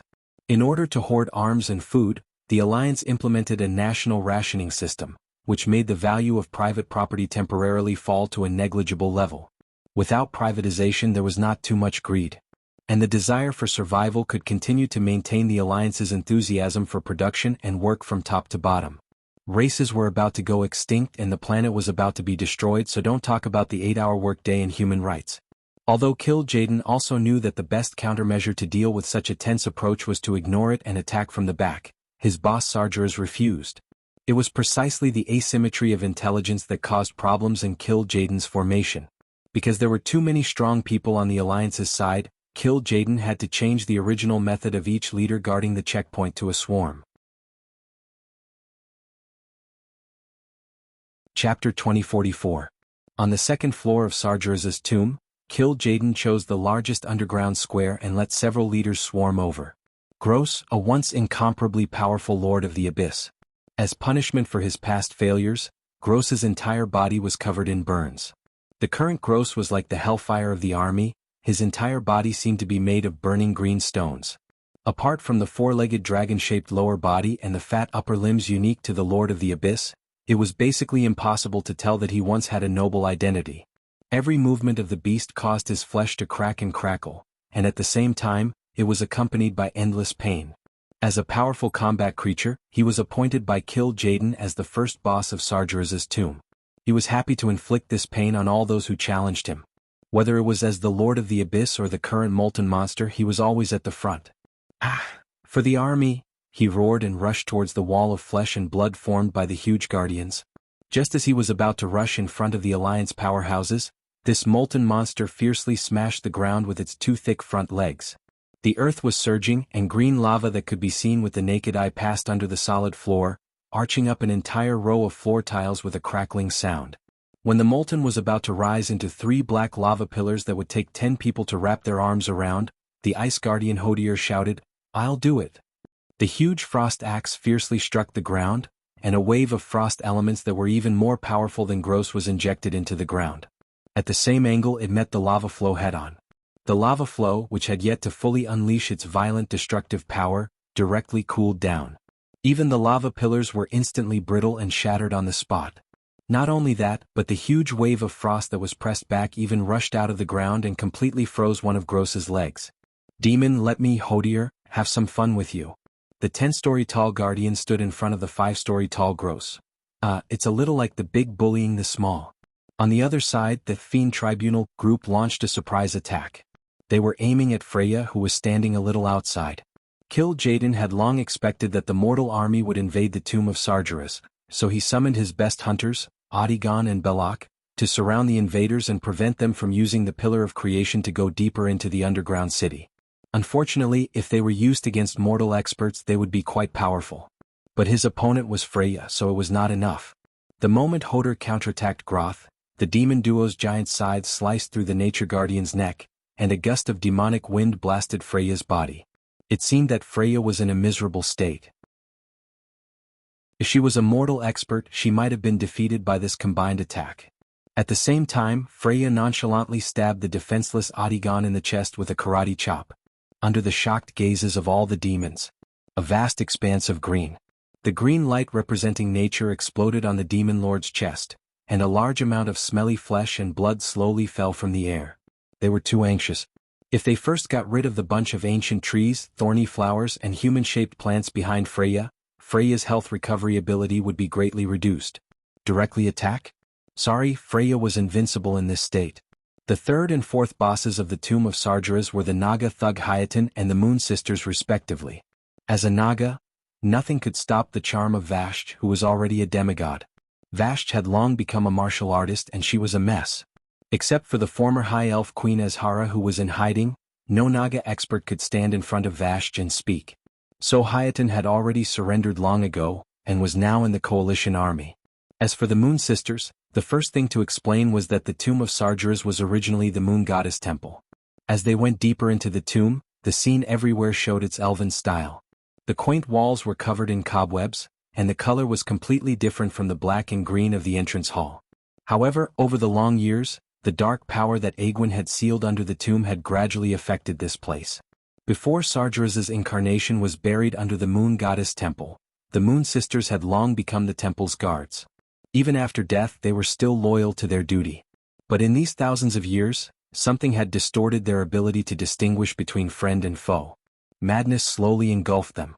Now, anyone who entered this temple would be executed by them. Unfortunately, only Duque was so extravagant, and had long gotten a token from Elune. Well, when the current high priest, Chandris, lifted her robe and appeared with the divine object that Elune had bestowed upon her, the Moon Sisters immediately became loyal subjects. This scene made him so angry that he stomped his feet. Unfortunately, whether it was the leader of the Burning Legion or the guardians of the coalition army, they were all bloody bulls. Compared to the guardians that were 10 stories tall, most of the space in the Tomb of Sargeras was narrow. This meant that there wasn't much space for the guardians to gang up on. A few mortal powerhouses were left behind to help, and the main force continued to descend. The fifth was Saslan. As Matriarch Shivala, who was the least likely to jump to the side of the loyal subjects, a tough battle was inevitable. According to what Daddy Blizzard had said, Matriarch Saslin's introduction was that she devoted her life to using her dark will to bind marine creatures. Relying on this power, she summoned terrifying nightmares from the depths of the sea that could drown all enemies who dared to challenge her. Sounds awesome, doesn't it? To put it bluntly, it could be described in one sentence. The other party didn't want to talk to you, so she threw a murloc at you. Elite murlocs with HP comparable to mini-bosses would stick to someone like sticky candy and harass them in all kinds of ways once they jumped on them. Under normal circumstances, Saslin had to rely on her own skills to solve the problem. In addition, there were annoying giant squids, fat fish, jellyfish, and a bunch of other marine creatures. But this time, Saslin's opponent was Torim, the Thunder Guardian. Towards these inconspicuous little guys, Torim's entire body was filled with lightning. No matter what they were, he wouldn't even think about it. He would raise his hand and strike their whole family, turning all the seafood into a family bucket of lightning. As expected of a grandpa, he directly activated the thunderstorm, shrouding the entire shallow and deep waters in a thunderstorm composed of thousands of lightning snakes. After a few rounds, Matriarch Saslin screamed and was hit by Torim's thunder sledgehammer. Black smoke rose from her body and she lay dead on the spot. Chapter 2045. There were only 2 leader monsters left in Sargeras' tomb, the Guard Maid, and the Amalgamation. The Guard Maid was ordered by Aegwin to guard the tomb of Sargeras. She had been guarding it for hundreds of years. But the Guardian did not expect the evil power leaking out of the Avatar to affect the Titan structure. It was slowly distorted by this evil power. Sargeras' tomb was once the sacred graveyard of the Night Elves, but the Burning Legion had distorted it with the Soul Engine. This evil machine extracted the energy of the dead and twisted them into monsters. If these 2 bosses were to deal with mortal powerhouses, they might be able to make do, but against the ferocious main force of the Guardians, they were completely insufficient. Not to mention there was a group of Alliance heroes who were not demigods, but stronger than demigods. Even if they deliberately used magic cloaks to hide their aura and energy waves, Kill Jaden could be sure that these guys with divine artifacts, even if they had not officially stepped into the divine realm, could exert combat power no weaker than a low-level demigod. Talagugan Moda. At the bottom of the tomb of Sargeras, Kill Jaden cursed. Anyway, when translated in Eridar, it was nothing more than F***CK, F***CK, F***CK. The wrong assessment of strength put Kill Jaden in a passive position. The first few boss monsters were basically beaten up by the Guardians of Azeroth. Kill Jaden had no choice but to activate the large ambush that he had originally planned to wait for Duque to appear. Anger burned in his heart, and he was angry that he had to play his trump card in advance. He knew that as a demigod of the Weave, Duque's spatial magic was quite outstanding. If not, he would not have asked this guy to be in charge of the Burning Legion's portal to Azeroth back then. He had wanted to wait for Duque to enter deeper into the tomb of Sargeras, such as when he was fighting hard, and then ambush him. But his little brother was not good enough. If he let the Guardians go deeper, it would seriously hinder Lord Sargeras' resurrection plan. Kill Jaden waved his claws and ordered, "No more waiting. Attack, hold them off for me. I'm going to use the third plan."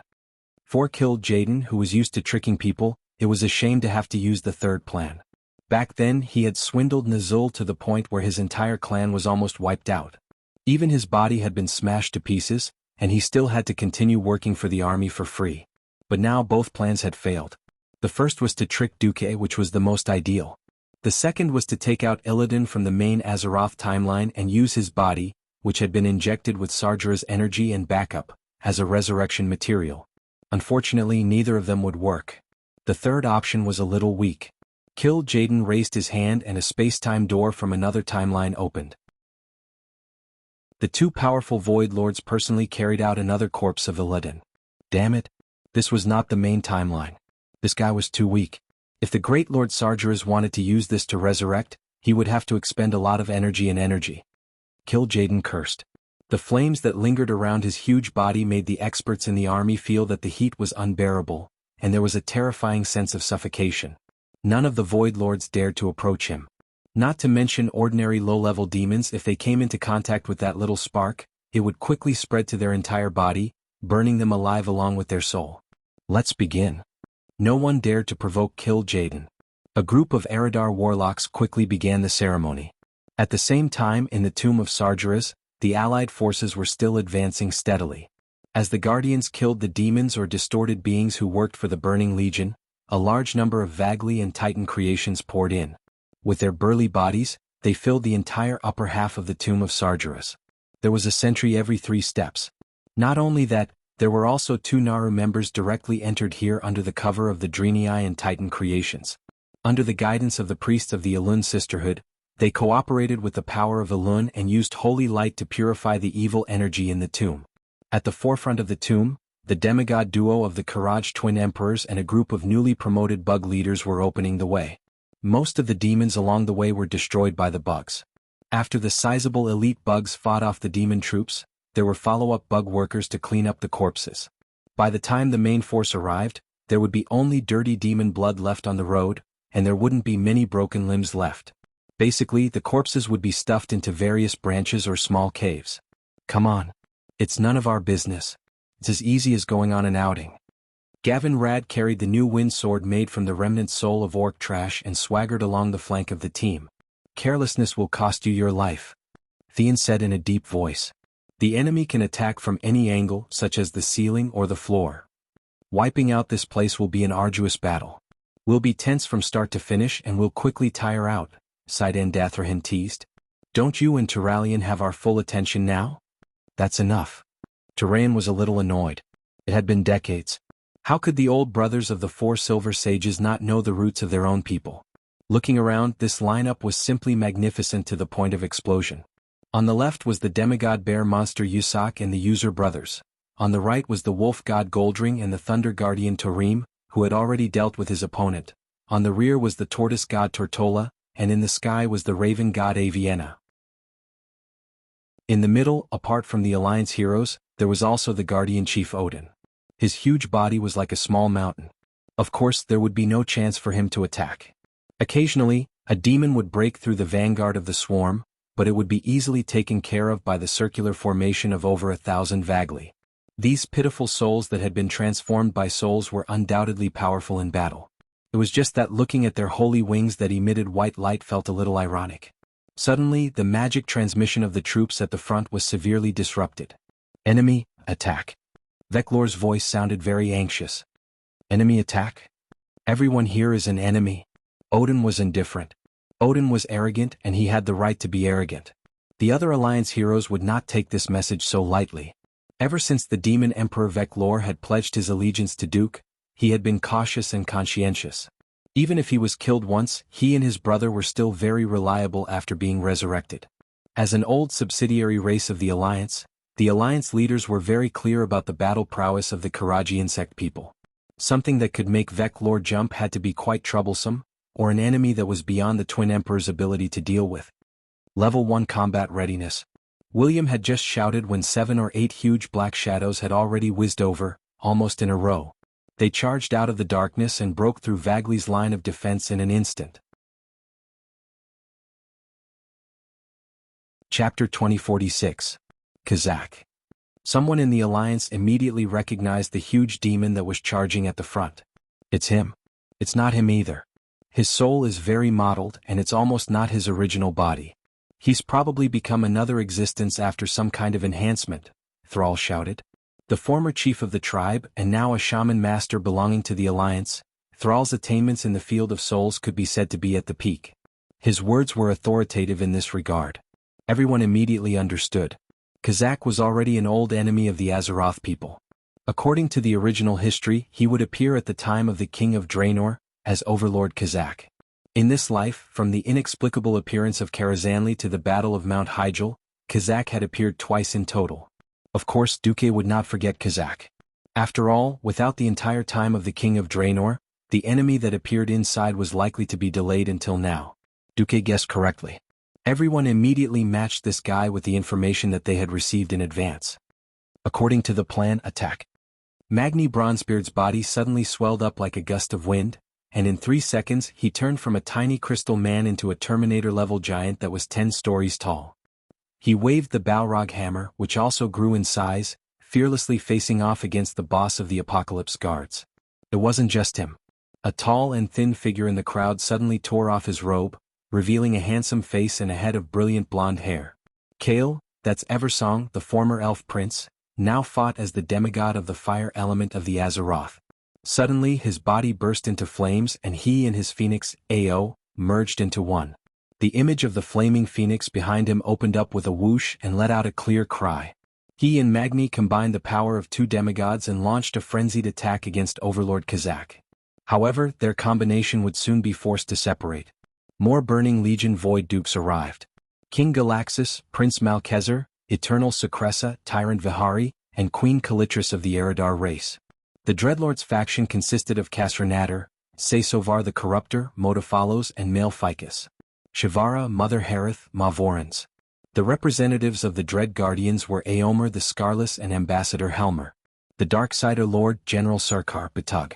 Many of these evil sect leaders had been beaten up by the Alliance and even killed. However, after their souls returned to the Twisting Nether, they were resurrected and appeared before the Azeroth Coalition army in a brand new state. Perhaps some of them had already lost most of their souls when they were killed. So what? The Burning Legion was famous for their inhumanity. What Kill Jaden needed was their combat power, so he mixed them with the souls of many low-level Void Dukes. His mottled soul caused his spellcasting ability to be greatly reduced. It didn't matter as long as they could still use their powerful bodies to fight. The Tomb of Sargeras, which wasn't spacious to begin with, became extremely chaotic after so many big guys squeezed in. It was almost impossible for mortals to find what could be called a safe foothold. A second ago that place might have just been trampled by Odin's big foot. The next second, it might be the great demon's goat hooves trampling over it. That kind of chaotic battle was like a pot of porridge. Fortunately, the heroes of the Alliance had long since adapted to this kind of chaotic battle. Even if they were scattered for a while, they could use various class skills to find a way to gather together with their companions. Originally, if it was just these Void Dukes, the other Titan creations and Vargras could come to help. Unfortunately, they also had their own enemies that they had to deal with. Countless elite demons flew under the not-so-high dome of Sargeras' tomb. 1 row, 2 rows, 3 rows. These demons formed a formation and penetrated the darkness, trying to break through the Vargras formation and occupy the top of the Alliance army. The Vargras who could fly were not to be outdone. They almost immediately launched tactical maneuvers in mid-air. While dodging the rain of shadow arrows and fireballs, they attacked the demons with white and gold light beams of holy power. Even though they tried their best to intercept them, many flying demons still swooped down and attacked the Alliance heroes below. There were too many demons. Archers like Hadgeron Brightwing and Chandri's Feathermoon couldn't shoot all of them. For a moment, Chandri's wanted to use a big move. Unfortunately, using the debris of the stars against these elite demons was a little too wasteful. In this underground tomb that was shrouded by Sargeras' evil power, Ilun's power was greatly weakened, and she could barely borrow it. It could be said that the power of the moon goddess decreased with each use. Chandri's gritted her teeth and continued shooting. Malfurion raised his oak staff. He raised his head and waved his hand. A spherical wall made of vines immediately appeared above the heads of the mortal heroes. Then he pushed forward again, and the wall of vines immediately extended forward. The swooping demons had no time to dodge and they directly crashed into the wall. There was no continuous sound of hard objects colliding. Instead, it was like a spider web catching flying insects. Ugly figures wrapped in evil power were stopped, and thin vines pierced into the bodies of these demons. Soon, after a few convulsions, these demons kicked the bucket. Even with Malfurion's vine shield and Alonso's Fail's wide area holy light shield, everyone still felt like there was a rain of demons above their heads. Countless demon limbs and flesh fell with a pitter-patter, and the ground was covered with a layer of stinky stuff. It seemed like the Alliance army was on the verge of collapse, but with the Logia powerhouses supporting them they could wear them down. Especially after the Guardian of Life, Freya, returned, they were as firm as a rock. No matter how the demon army attacked, the Alliance army didn't move. There were so many demon corpses that they blocked their own path forward. This caused the Burning Legion to start a frenzy of fire. It wasn't just in the tomb. Around the tomb of Sargeras, more than 100 large and small portals with a diameter of 2 to 30 meters opened in one go. From the smallest imps and hellhounds to the larger hellfires and fell reavers, they all rushed out to counterattack the Alliance army's position. Fierce battles broke out both inside and outside the tomb. However, Kill Jaden was still unhappy. He suddenly realized that something was wrong. Many female heroes were missing from the Alliance army. To be precise, none of the women around Duque were around.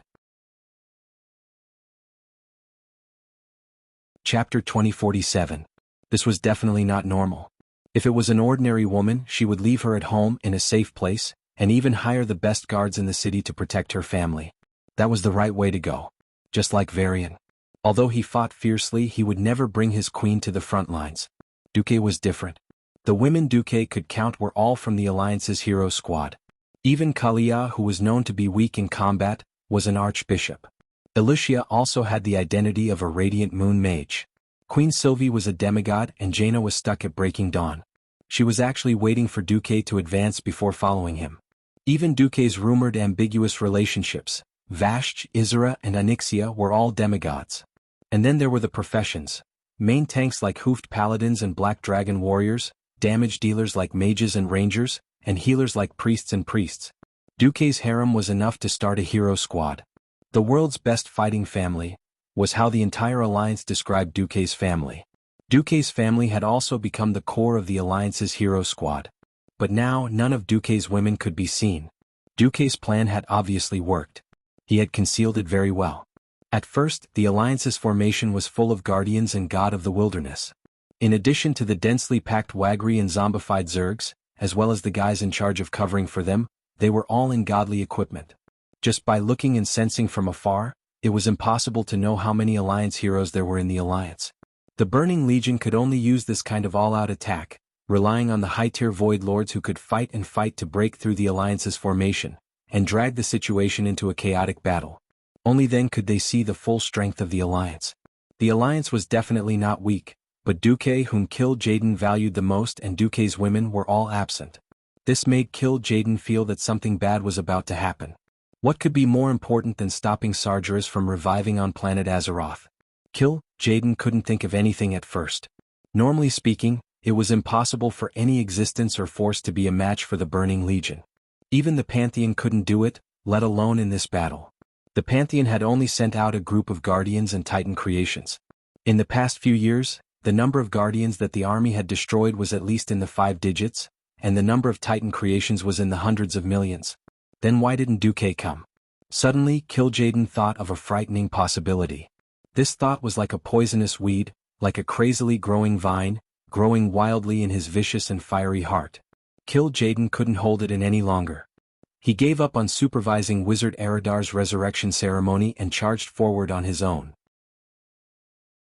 He rushed out from the deepest part of Sargeras' tomb and joined the battle. Be careful.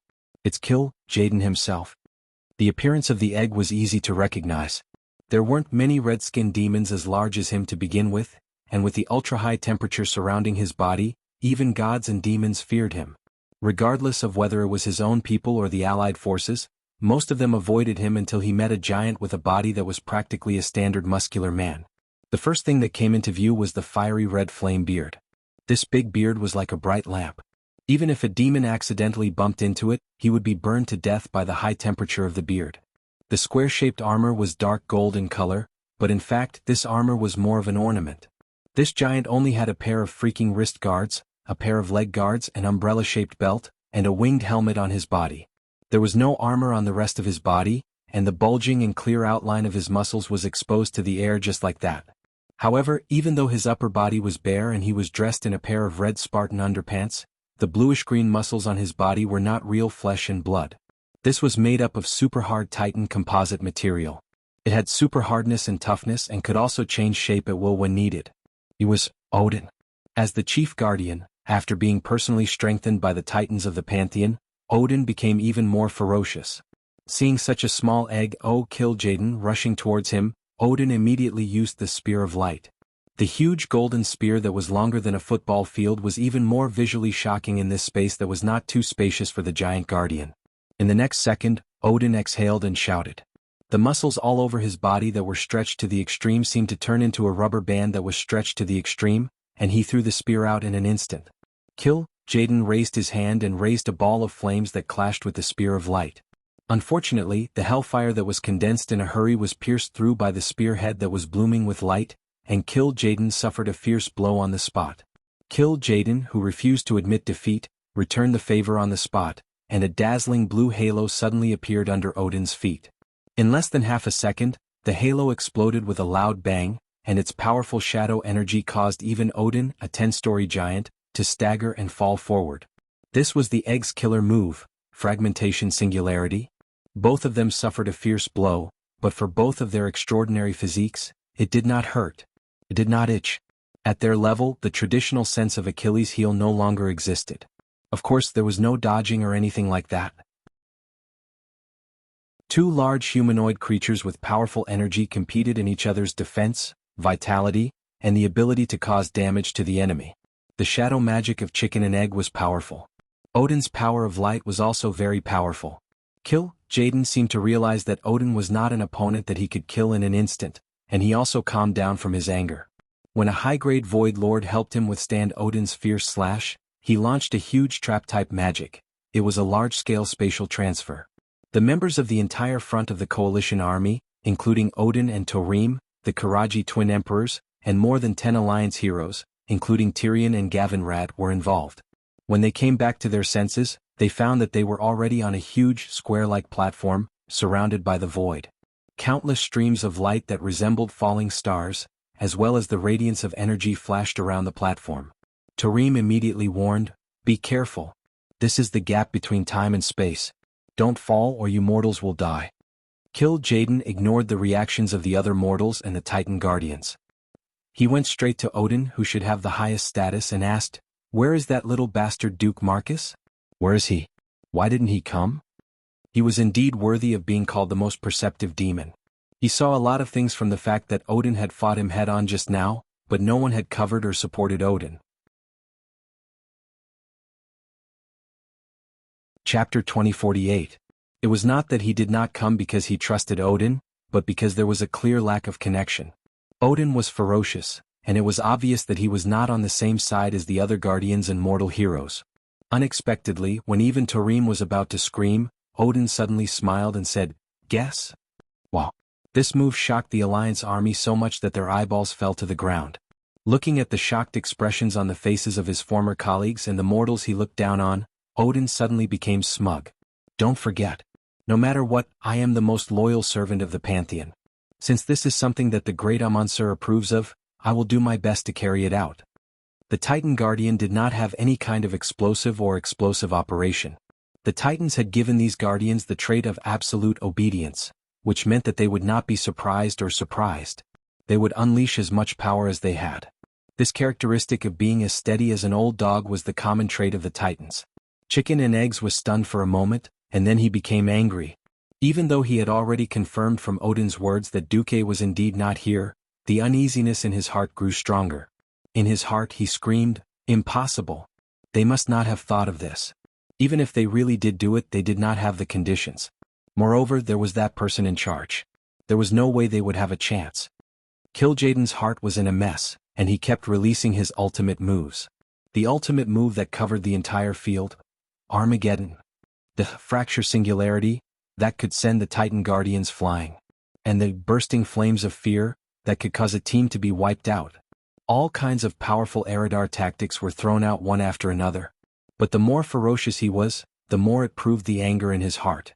This was already the third time. The first time was in the Ancient War, where he was tricked by Duque's infernal affairs. The second time was in the Battle of the Sunwell, where he was directly caught in the big toilet bowl of the portal, and his upper body was blown up. The third time was this time.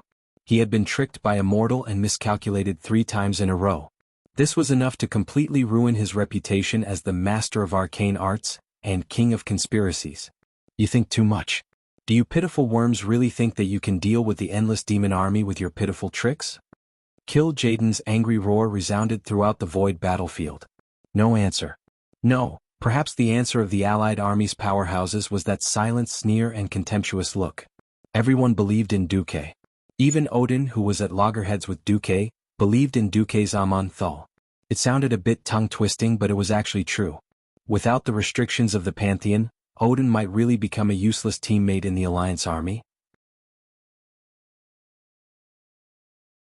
But no matter how unhappy Odin was with the mortals and his colleagues, his loyalty to the Pantheon was absolute.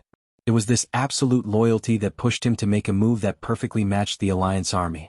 Since he couldn't split his opponent, the only thing he could do was to face him head-on.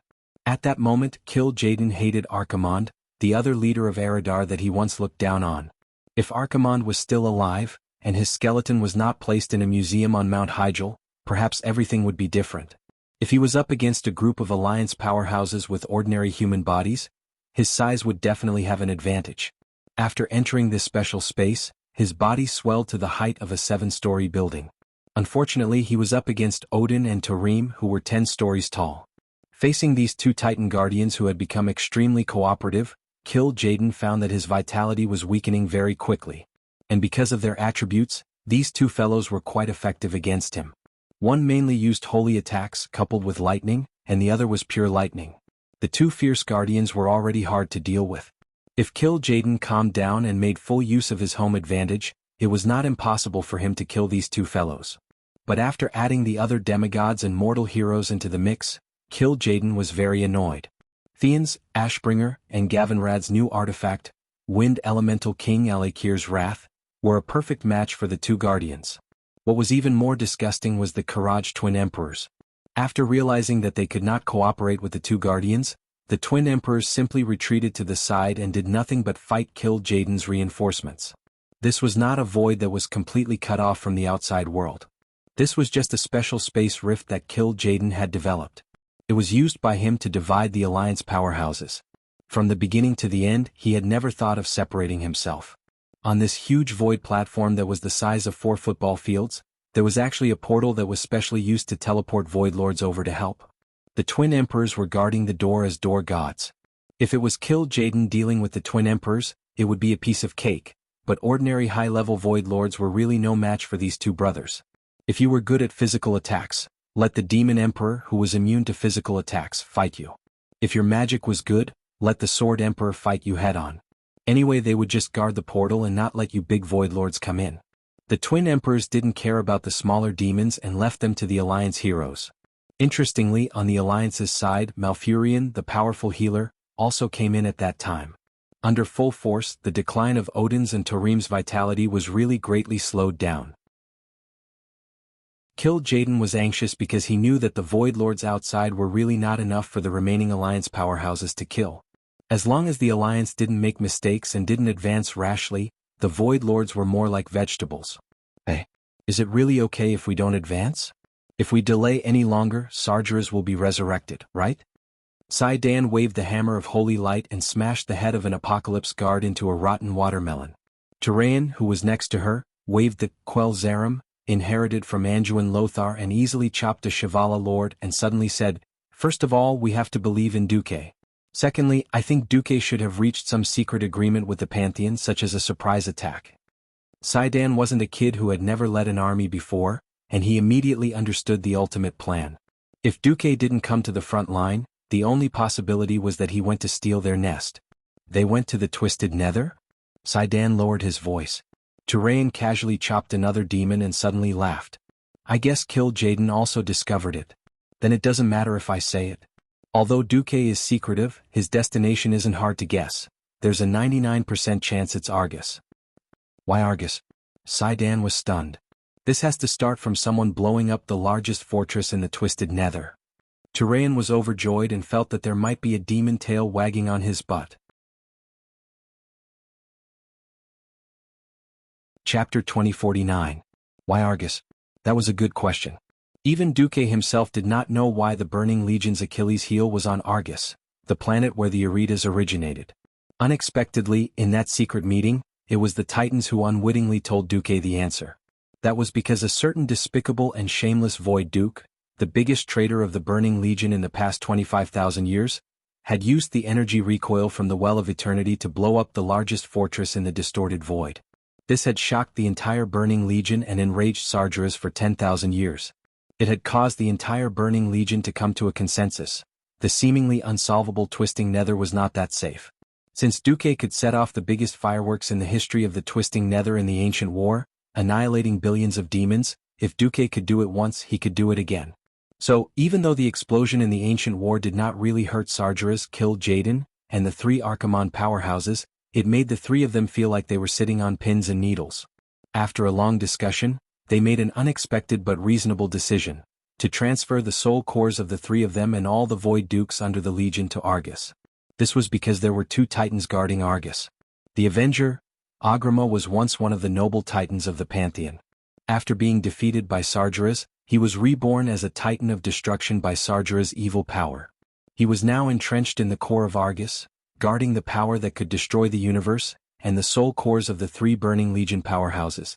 The other one was the Nirvanic, Argus. That's right, this guy was the planet Argus, a titan born from the planet Sol. Unfortunately, from the day his soul awakened, he was destined to go astray. When Sargeras bewitched the two Iridas powerhouses, he had his eyes on Argus' soul. Because this soul had the power to become a titan. With the constant infusion of dark energy, Argus the Terminator had become a fallen titan around the time of the Ancient War.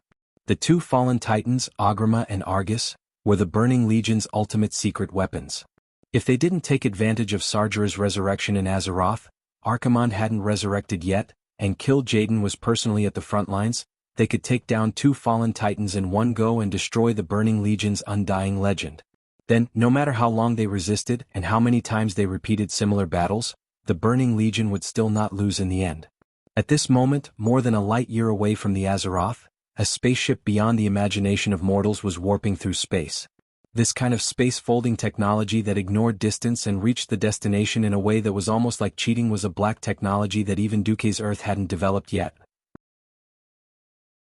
In the Pantheon Temple, this kind of technology was common. Outside the porthole, there were countless flashes of light. Inside the flying shuttle, there was a slight tremor. Sitting on the captain's throne, Duke looked around. The spaceship was huge. It was originally provided for the use of Titan creations, and the bridge alone was the size of 10 football fields. His eyes were filled with gorgeous Titan-style decorations, towering pillars and Titan runes everywhere. And the guy driving the ship, it was Duke's old friend, the Observer, Orgarin. This giant Titan creation that seemed to be made up of constellations looked back from time to time, revealing a smile that could have been flattering. This guy probably knew that his fate was in Duke's hands. The captain's throne was so King big, it was originally meant for guardians or titans to sit on. The seat alone was 30 meters by 20 meters, and including the protruding corners, the total area was more than 650 square meters. It was even bigger than Duke's ducal mansion in Stormwind. Feeling the space flashing by outside the spaceship, Duke felt as if he was in a world of silence. But there was a voice in his heart that was becoming clearer and more certain. This was the last battle. Crossing over from Earth, becoming a part of the surging pulse of the river of Azeroth's fate, merging into the main timeline that gathered countless lives and time branches, combining the fate of countless existences and billions of voices of resistance, finally condensing into today's situation. As long as they won this last battle, all the suffering, all the threats would end. Perhaps the competition for survival resources among the various races meant that no matter which world it was, there would never be true peace. At the very least, there wouldn't be any terrifying evil forces like the Burning Legion that would crush a few planets at the drop of a hat. Was it excitement? Was it nervousness? Was it anticipation? Or was it just a desire for closure? Even Duke himself couldn't say for sure. Hot blood flowed in his divine body, it was the roar of the elements and also the roar of his spirit and soul. But Duke's heart was extremely calm. Quietly watching the monotonous starlight passing by on the main screen, his gaze seemed to pass through the shackles of time.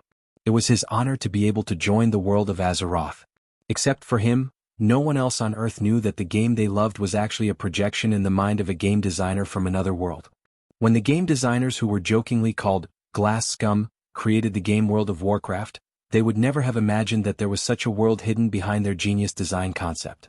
Duke was fortunate enough to witness the destruction of the old Stormwind city in flames. He saw the birth of a brand new alliance in flames and blood. Thanks to his prophetic ability, he changed the fates of countless masters and people. However, this great reversal of fate didn't come only from his gift. It was the struggle of all the people of Azeroth against the fate of destruction. Every hopeful person threw himself into the struggle and wrote a brand new epic with his blood and life. Heroes were born in troubled times. He thought back to the faces that should have died long ago, but were still alive and well because he had changed their fates. Suddenly, Duke felt a sense of satisfaction. Even if it was only in his own spiritual world, looking at them in his own memories and comparing their faces, he actually felt a strange feeling of being shocked by himself. In the game, all the regrets were made up. The current situation was more like the vision that all players, including himself, had hoped for in the past. Duque finally understood that he didn't come to this world alone. He was the embodiment of the best wishes of every World of Warcraft players. You're tuning in to the Han Lee's Wuxia Chronicles YouTube channel. We're so grateful for your support, and don't forget to subscribe to join us on this incredible journey through captivating stories. Your generosity through donations truly makes a world of difference, as it's the primary source of revenue that allows me to expand and enhance this channel for you. Thank you from the bottom of my heart for being a part of this adventure.